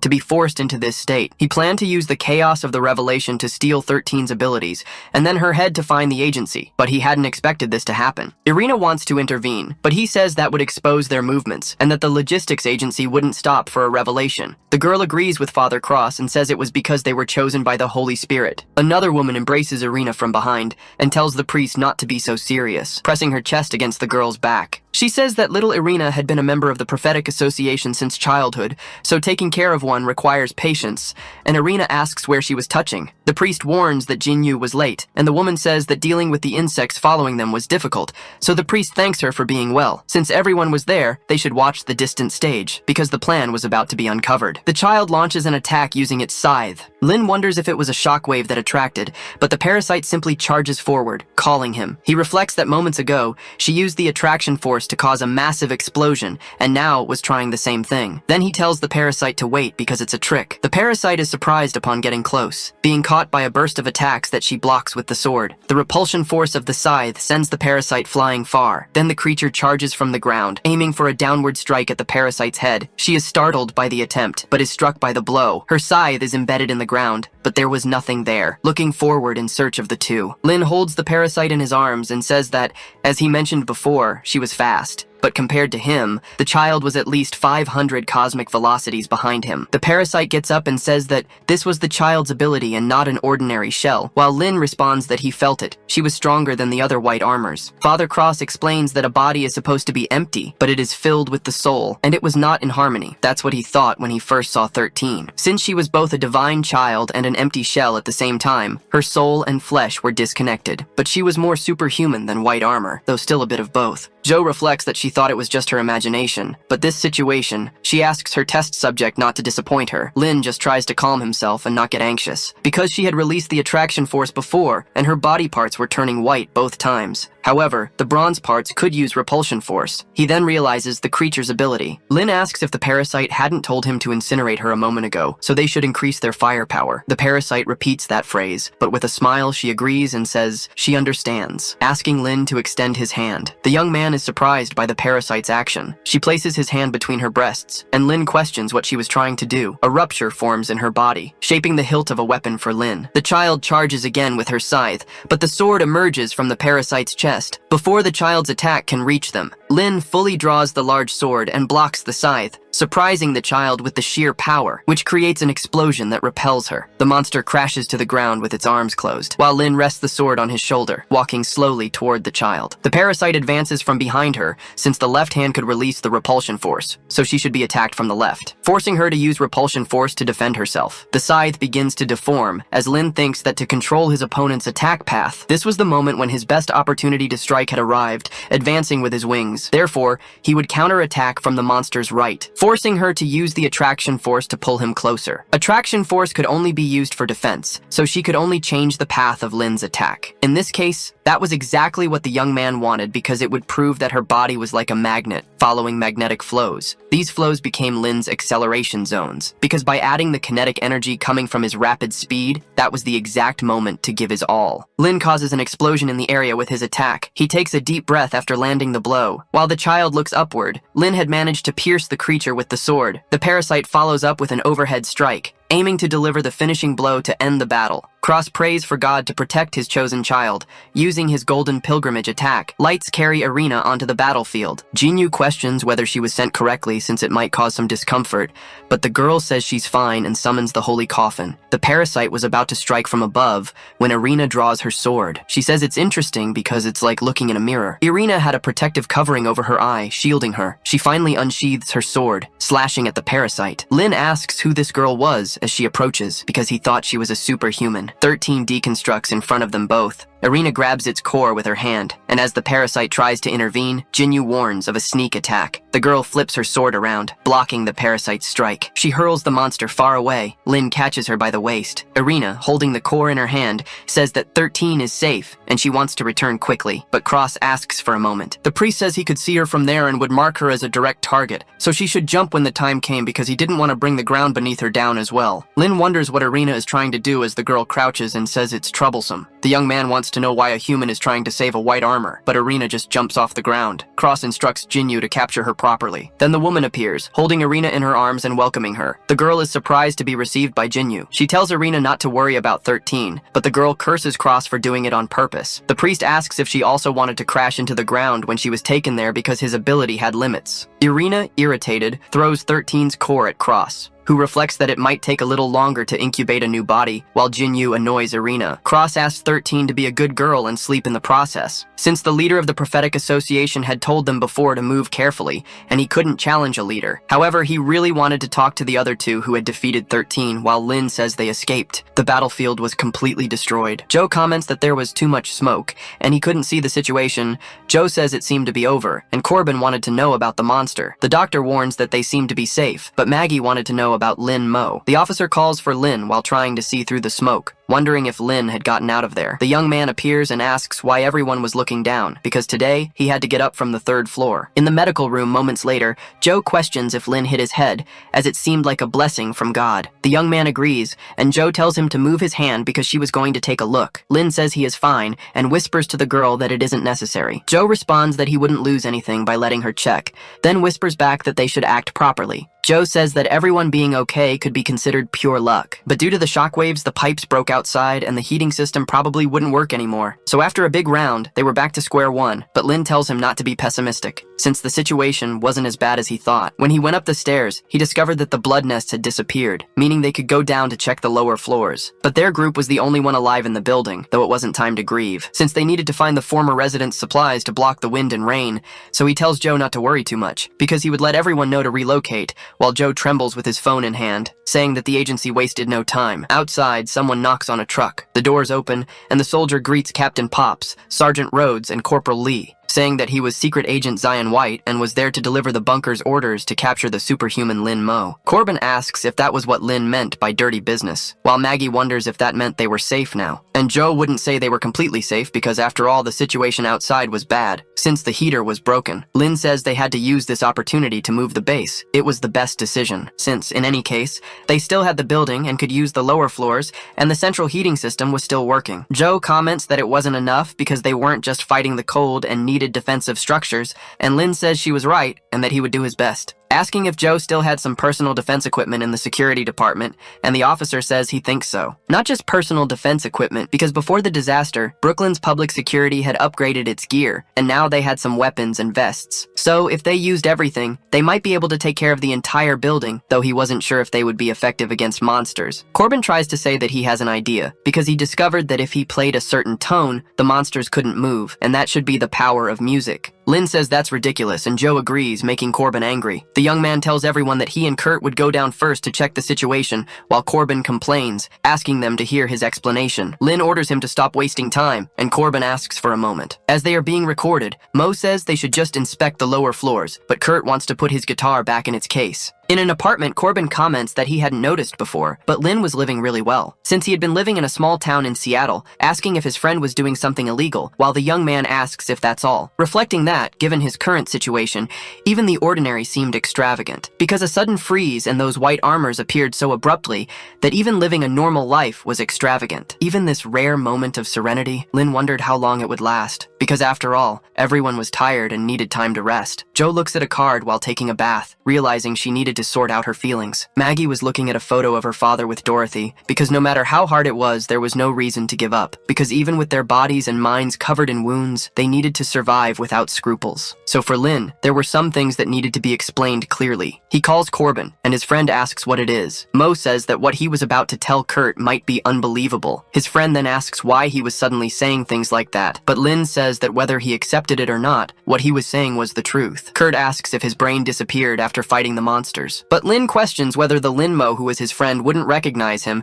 and even his good friend whom he had known for years had become a superhuman. Kurt should have doubts about that. The young man explains that the person standing in front of him was someone who should not be alive, a Lin Mo from another timeline who had taken over the body of Kurt's friend, and the real owner of the body was no longer there, surprising Kurt with the exaggerated explanation. Lin says it was difficult to accept, and not believing him was part of what he expected, but he was telling him because he was a good friend of the original owner of this body, and after days stays, it would only get more difficult, so he didn't want to put him in trouble by hiding the truth from Kurt. Corbin comments that he was basically a Lin Mo who never had a bad friend during childhood, and asks if that was correct. Lin is surprised by the young man's response, but Kurt continues, saying they should get to know each other again, introducing himself as Kurt Corbin, a good friend of Lin Mo. The young man just laughs at the introduction. Then Kurt puts his cigarette in his mouth, asking about all that he had just said, because in the end, he was still Lin Mo. And if this Lin Mo lost his life and crossed into someone else's body, he probably thought he sounded cool saying things like that. Lin grabs his friend's hand and introduces himself as Lin Mo, but tells Kurt not to smoke in his room, and Kurt apologizes. Outside the building, a car drives through the snow. Rhodes calls Pops an old man, asking why they should join the field workers if they were just a rescue team. The man stays silent for a second and says he knew that Agent White was being pressured by time,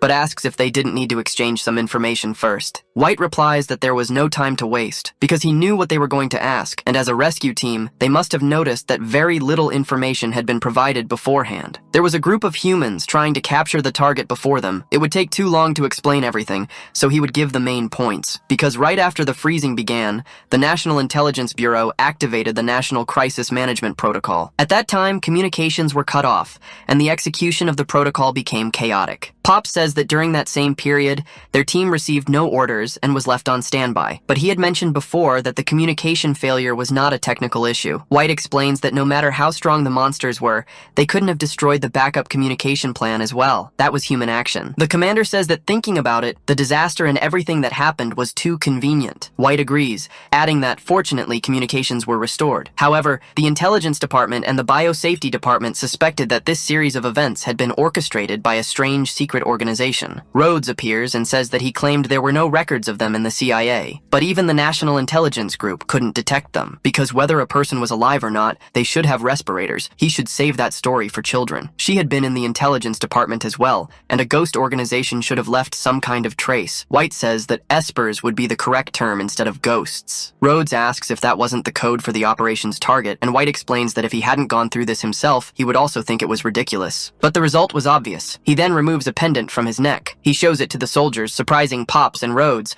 who offer their condolences. White explains that the Esper organization was as secret as a ghost, but they knew they were the enemy. Pops deduces that the higher-ups believed the target was another Esper. Lee drives the car and assumes that the Esper organization was trying to recruit others, but asks for forgiveness if he was wrong. White explains that his clearance level wasn't high enough to know the details of the matter, and perhaps Corporal Lee was right, because as far as he understood, Subject Zero was the only detected Esper, and given their current situation, he was the only option for understanding. Hence, the bunker had targeted him. The car stops suddenly. Pops asks what happened, and Lee calls his chief, because there were two survivors standing in front of the truck. The captain looks through the car's rearview mirror and says it's strange, but he'll step out first to check. He gets out in front of the two and asks if they are okay, introducing himself as an agent of the National Intelligence Bureau, offering to help them. Both survivors thank him, asking for help to get out because Brooklyn had turned into hell, while White listens to the conversation, holding his weapon. Pops explains that it's a bit complicated, thinking that although they are a combat team, they have an urgent mission now, but he can't leave them behind as it is his duty, surprising the two survivors. He has a commitment to get to and informs the two civilians that there are some supplies in the car and that he can share them. Both ask about the supplies with a dark expression. Then the girl pulls out a knife while Pops says he knows times are tough, but they should calm down as he tries to reach for his gun. However, the survivors hold him back to prevent it. The girl suddenly tries to attack with the knife, but is stopped by precision shots to the chest. White was aiming at them from a distance, landing a shot to the other man's head. Someone on top of a building has a Molotov, but White had already spotted them from afar. The person lights the Molotov. As the soldier aims his rifle at them and cocks it, with his sights focused on the Molotov, he fires again with his sniper, exploding the bomb before it can hit them. Pops manages to land a kick on one of the survivors, hitting the other with an elbow strike to the chest, while White finishes them off with a headshot. Pops pulls his pistol and shoots the woman in the chest, finishing her with a shot to the head. White notices one of the survivors coming at him with an axe, but he turns to grab the gun at his waist, pulling the trigger, and firing at the survivor with ease. He falls with multiple shots to his arms and legs, while White finishes him with a shot to the head. Pops shouts that he is safe, and the soldier does the same. Then he gets back in the car, and Rhodes asks him something. Pops wants to know what's wrong, but Rhodes questions whether they weren't survivors,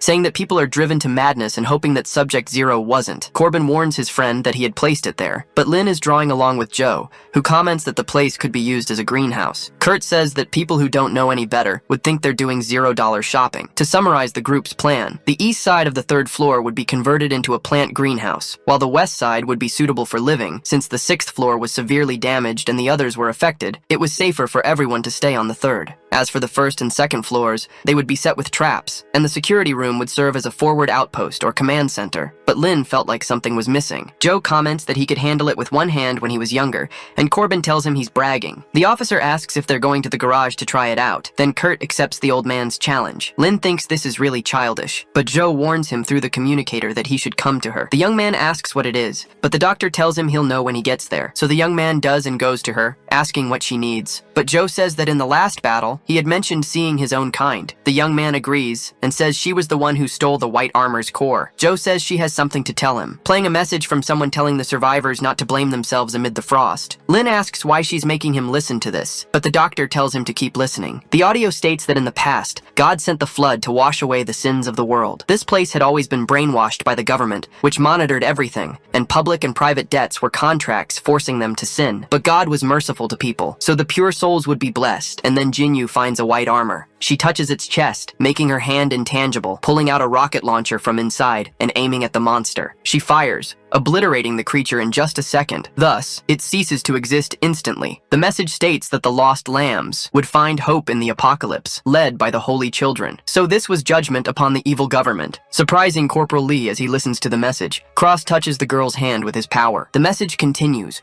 warning that they should join them because the Holy Sun would protect them and absorb their sins, and then the priest would lead them to his kingdom. Joe asks if he had any idea about what he just heard. Lynn just thought it was an anti-government cult, and the blessing and the Holy Sun they mentioned seemed to be espers. Joe says that if that's the case, it's possible. But things had gotten very serious, because for a long time, there had been a human legend, whether it was the Freemasons or the Illuminati, but now, the Society of Prophets. A dark cult carried out external dirty work, but the dog bit back, infecting the Pentagon, so they created the NLSB to fight against it. This story was almost forgotten, and was something that should have been forgotten. But now the prophetic society that was once eliminated had resurfaced thanks to the ice apocalypse. Lynn asks if what she just said wasn't classified information, but she had worked in the biosafety department. Joe explains that unfortunately, she also had a terrible friend, and she was an intelligence agent, or rather a former agent. Rhodes suddenly sneezes, and Lee asks if she's okay. The girl says that the Society of Prophets was eradicated, not dissolved, and the NLSB was not as incompetent as the CIA, so she had a bold hunch. That Society of Prophets with espers was from another universe, just like Lynn, a ghost. The young man is surprised that she knew all that, wondering if she had been listening to everything thanks to the pendant on her head. Joe exhales smoke and says it's touching and a little sweet for two men, but Lynn yells that it's a bond between friends. The doctor continues, saying that if that's the case, maybe the Society of Prophets had noticed Lynn, and in any case, they had an enemy to protect themselves against. She asks if he wasn't going to move, and they should help carry his things, without forgetting the ashtray, while Lynn says she called him just for that. Lee turns off the radio and says that it wasn't surprising that the intelligence department hadn't found records if it was the Society of Prophets, asking Rhodes if there was any secret. The woman says it was more than a secret. It was related to the National Intelligence Cabinet, but the superiors had thoughts. However, a hand covers her mouth. Pops tells Sergeant Rhodes not to forget that she was transferred to the field department. White listens to a message saying that although communication was restored, it was still unstable and needed to be quick, because it was now confirmed that the Society of Prophets was connected to espers, and therefore capturing Target Zero was the highest priority. And to help complete the mission quickly, the superiors had decided to grant him high authority as an exception. Any form of resistance at this moment was a threat to the plan to save humanity. Therefore, having maximum authority meant he could eliminate any threat as he saw fit, and activate other agents at any time. Inside room 303, a burger is held by a hand. Then Maggie takes a big bite. Dorothy comments that she didn't expect Lynn to make food grow so fast, and she really could praise a burger thanks to him. Lynn says that what he learned in agricultural school, and if she wanted to thank someone, it should be science. Joe opens the fridge, surprised by a bottle. Dorothy says she found it while organizing supplies and heard that Joe wanted to drink something, so she chilled a bottle for him. Joe thanks her, pouring tequila into a glass of water, then cutting a lime in half. Joe hands the drink with salt to Mr. Lynn. Lynn asks the old man what that was. Joe says that the most authentic tequila should be paired with the most traditional way of drinking it, and he offers this drink to his savior. So they should sit down and enjoy the delicious food. Lin thanks him for the drink and says he wouldn't be reclusive. Then he runs the lime over his tongue and drinks the tequila with his finger, finishing by sucking on the sour lime. Joe offers the drink to the doctor, but she explains that she smokes because she doesn't drink, while Lin starts feeling sick from the alcohol. Dorothy comments that she hasn't seen Mr. Corbin, but Lin says he was on duty. Dorothy says she'll take his share, but Lin says there's no need to trouble herself, though the housekeeper insists. The soldiers were watching this scene from outside. White tells everyone to prepare to check communications. This was the alpha test. Rhodes at the base says she's fine, and HQ was received, calling for Bravo and Delta. Bravo, who was Pops, confirms receipt, and Delta, who was Lee, does the same. Thus, the soldier says he'll leave the communication to the kid. Rhodes informs Pops and Lee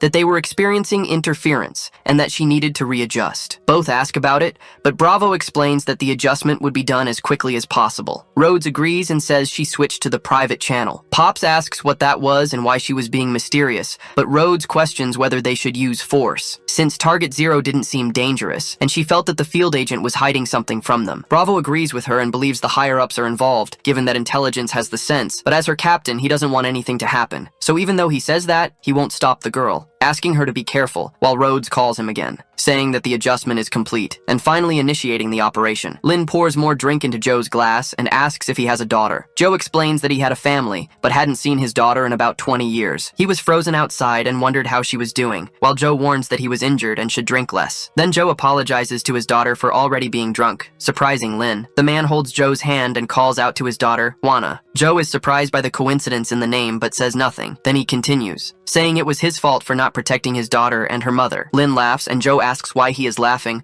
while Joe keeps begging his daughter to forgive her father. The young man reflects that if they weren't in the middle of the ice apocalypse, at that moment, they would seem like a family. But the lights suddenly go out. Lin wonders if the generator broke, and Joe notices that something is off. Joe suddenly stands up and says the time has come. Lin wonders where old Chow is going, but the man remains silent. Joe simply grabs a knife, unsheathing it while looking enraged. Inside the apartment, White comes face to face with a barrier and says it's completely blocked and that it seems right. Lee asks if the informant was reliable, and Pop suggests they test it. The corporal manages to open the maintenance tunnel and decides they will go in. Bravo keeps moving and communicates to HQ that they have reached the 3rd floor. Rhodes instructs HQ to turn on the monitor because she needs video, and they should split up and search according to the plan, locating the civilians and then securing the target. White says there are only 3 of them, and that they need to support the others in emergencies, and there's no need for formalities at a time like this, and the soldiers agree. They split up, with White heading up the stairs. Joe is masked inside the 3rd floor, ready to attack the soldiers with stealth. Lin asks what the situation is now, and Joe says she doesn't know, so the young man stays silent, looking ahead. Joe looks at him and nods. Corbin suddenly appears in the apartment and calls out to them because something big happened. Some guys with guns had shown up, and they didn't look friendly. Lee appears and announces that he is safe, and Pops does the same, but Joe suddenly collapses, still masked. Pops points his gun at him, and Lee does the same. Joe remains silent as the soldiers wonder if he's a civilian. Pops announces that they are with the National Rescue Team, and Lee contacts HQ about encountering civilians. Then the captain tries to touch Joe's shoulder, saying they are there to help, but Joe questions that help, repeating the part about being the National Intelligence Bureau's rescue team, asking since when they started doing such humane things. Rhodes recalls the mask on his face, saying it's good that the internet works, searching and finding him. The woman informs Bravo that he isn't an ordinary civilian, and the man asks what she means. Machete, an NSLB agent, escaped from prison after destroying cartels in San Diego, using traffickers' intestines as rope, and was then recruited for special missions. Pops comments that he's one of them as he draws his weapon. Joe repeats the words, one of them, then unsheathes the knife from its scabbard, and slices Pops' hand, saying that he took the life of his jade. 2 of Pops' fingers are severed by the swordsman, who charges again, saying that he took Juana from him. Pops grabs the knife with his wounded hand. Then Joe asks how he dares to say he's one of them. Lee aims through Pops to shoot at Joe, then orders his superior to duck, firing at Joe, but the bullet merely ricochets off the mask. Joe kicks Pops away, pulling a kunai from his waist and throwing it toward Lee. The knife moves rapidly toward the man, striking him fatally. White tries to call Bravo and Delta to report, but the communicator doesn't work, and he wonders what was happening. Lin appears behind him and says that despite all this snow and wind outside, people were still invading other people's homes. White tries to draw his pistol, but as he goes to fire, the man had already disappeared. Lin tells him that he is a noisy intruder. White introduces himself, saying that he is an agent of the NSLB, and that he is there to capture Lin Mo. The young man vanishes again, leaving only traces behind, asking if he was going to arrest him, because that was interesting, as he wasn't concerned about the ice, only about capturing him, wanting to know if it was his duty to maintain order after the collapse, or if he was still hiding something. White turns again to shoot at Lin, telling him not to challenge him because he really would fire. Lin says he'd better be sure he could actually hit him. With that, the man fires his sniper rifle, activating its absolute precision mode.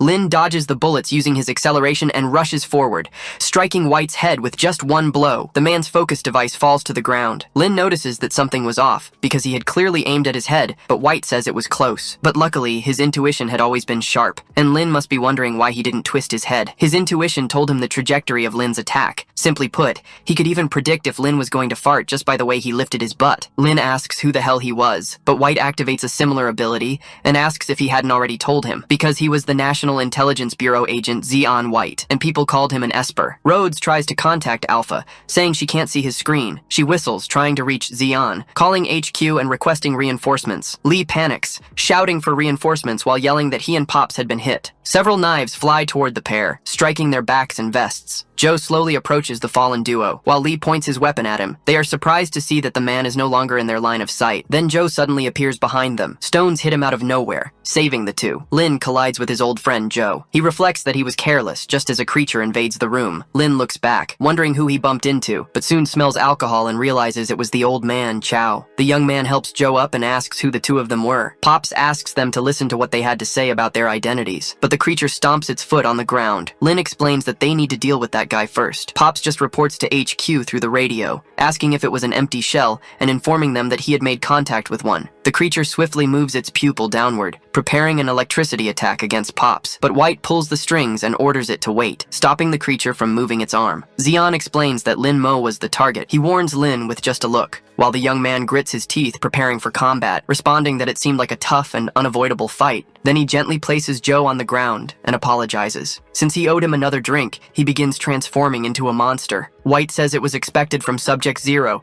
and seeing it with his own eyes was still shocking, but Lin asks if that meant Zeon knew something. The monster lunges to capture Lin. However, he simply activates his acceleration, seeing the attack in slow motion. Lin looks back, thinking he couldn't fight there, clenching his energy-infused fist, and striking the sound barrier to divert the blow. The creature is startled by this. White wonders if that was a sound barrier, and if Lin really managed to deflect attacks using it. Lin charges toward the two, leaping from the third floor with the creature. He strikes the shield again, questioning whether it was made of energy. A dust explosion erupts as the three hit the ground. Lin rises, saying this was going to be complicated, since the monster itself was a type of power, but the shield was the biggest problem. However, he still didn't see himself as completely without hope, noticing chains. So he decides he should capture the leader first, while White tells him to give up because everything he does is futile. Lin crouches and generates his energy wings and horn, thinking that speed was his advantage, and yells. How would he know without testing it? Launching off the ground with force, destroying everything in his wake. White dodges, asking if he hadn't already said so, since his intuition had already foreseen the trajectory of Lin's attack. Then its forearm forms a blade, preparing to charge forward as well. White says that Lin wasn't the only one there with a speed advantage. The attack wounds Lin Mo. He wonders what is happening. As the creature rushes to attack again, he notices that despite its size, it is still fast. Thus the monster thrusts the blade from its forearm, surprised by the boy, because its strike didn't hit his throat. Lin holds the blade, saying it was too close. White tells Lin Mo to stop resisting,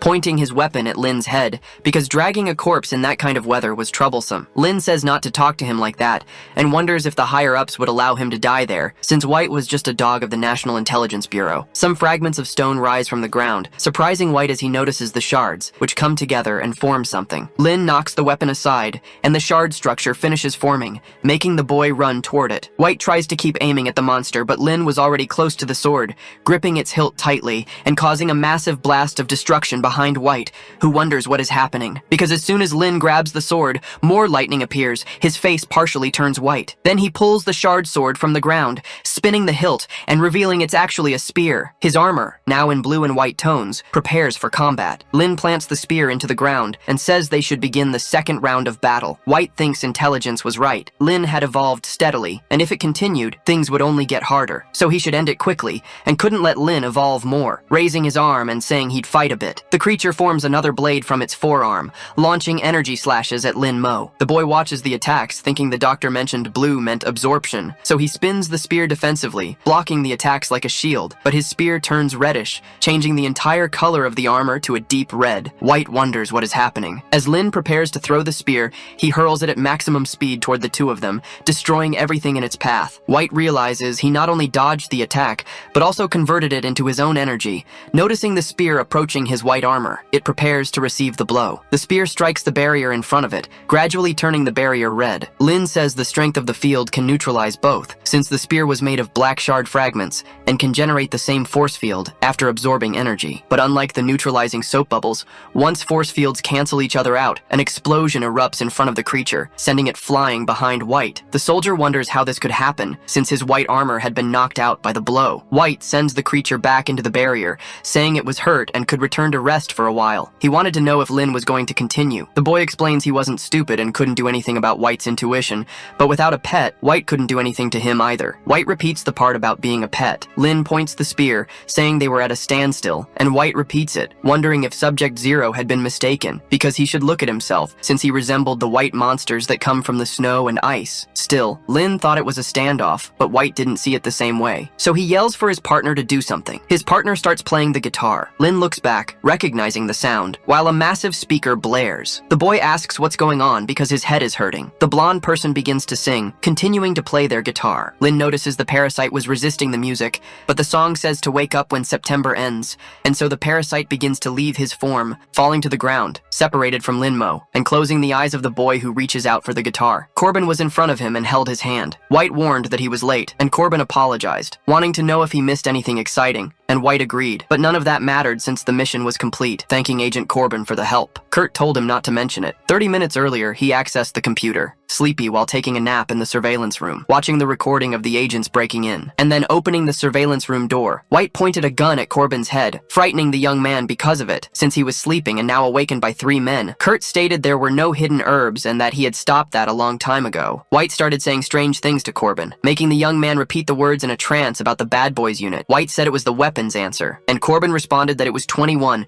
answering and saying he was ready. Lee questioned what that was, but Bravo explained they were field agents, also known as secret agents of the Bad Boys. Corbin banged his head on the keyboard, now unconscious in front of White. Bravo questioned what was happening and if Rhodes did this, while Lee didn't know. Rhodes replied that he didn't, and the facilities were old, but he couldn't control them remotely, so it was likely a malfunction. Corbin suddenly woke up. White stated they needed to apprehend Subject Zero Lin Mo and rescue survivors, as per the briefing, but they needed their current location, and Corbin picked up his phone, asking them to wait. Since with the power outage, Subject Zero and the survivors might have moved, it was better to split up. And when apprehending Subject Zero, their firepower wasn't enough to capture him, but he had a way, so he needed something first. Maggie asked what was going on and why Mr. Lin had left as well. Then Maggie found a camera, and Dorothy asked what it was and if they were monsters, but Corbin denied it. Zoe noticed what Maggie was taking from Corbin's box. Maggie apologized, and the doctor approached, asking what it was. She noticed it was a camera, and on top of that, it had the address of the National Intelligence Bureau. Corbin pointed his gun and ordered the doctor to raise her hands. Dorothy asked what he was doing, but Corbin continued, saying she was the head of the Anti-Bioterrorism Combat Force. Joe said that he had been the bad guy, but Corbin shouted at her not to toy with hope. The doctor drew a gun from her jacket. Then Corbin fired at her. The bullet from the gun was hot, but it fell to the ground in front of Joe. Dorothy and Maggie were frightened on the floor, but Joe kept walking, with only her hair touching the ground. Corbin said she should restrain herself because he wouldn't miss the target next time, so she should keep her hands where he could see them and turn around. Joe complained that field agents were always so heavy-handed now with her short hair. She asked if the main target was her test subject, and if he was pretending to be his friend while monitoring him, though he probably didn't have those memories. Corbin questioned what she was talking about, but the radio reported that Alpha was not responding, and Bravo and Delta were injured. Corbin stated he had located survivors,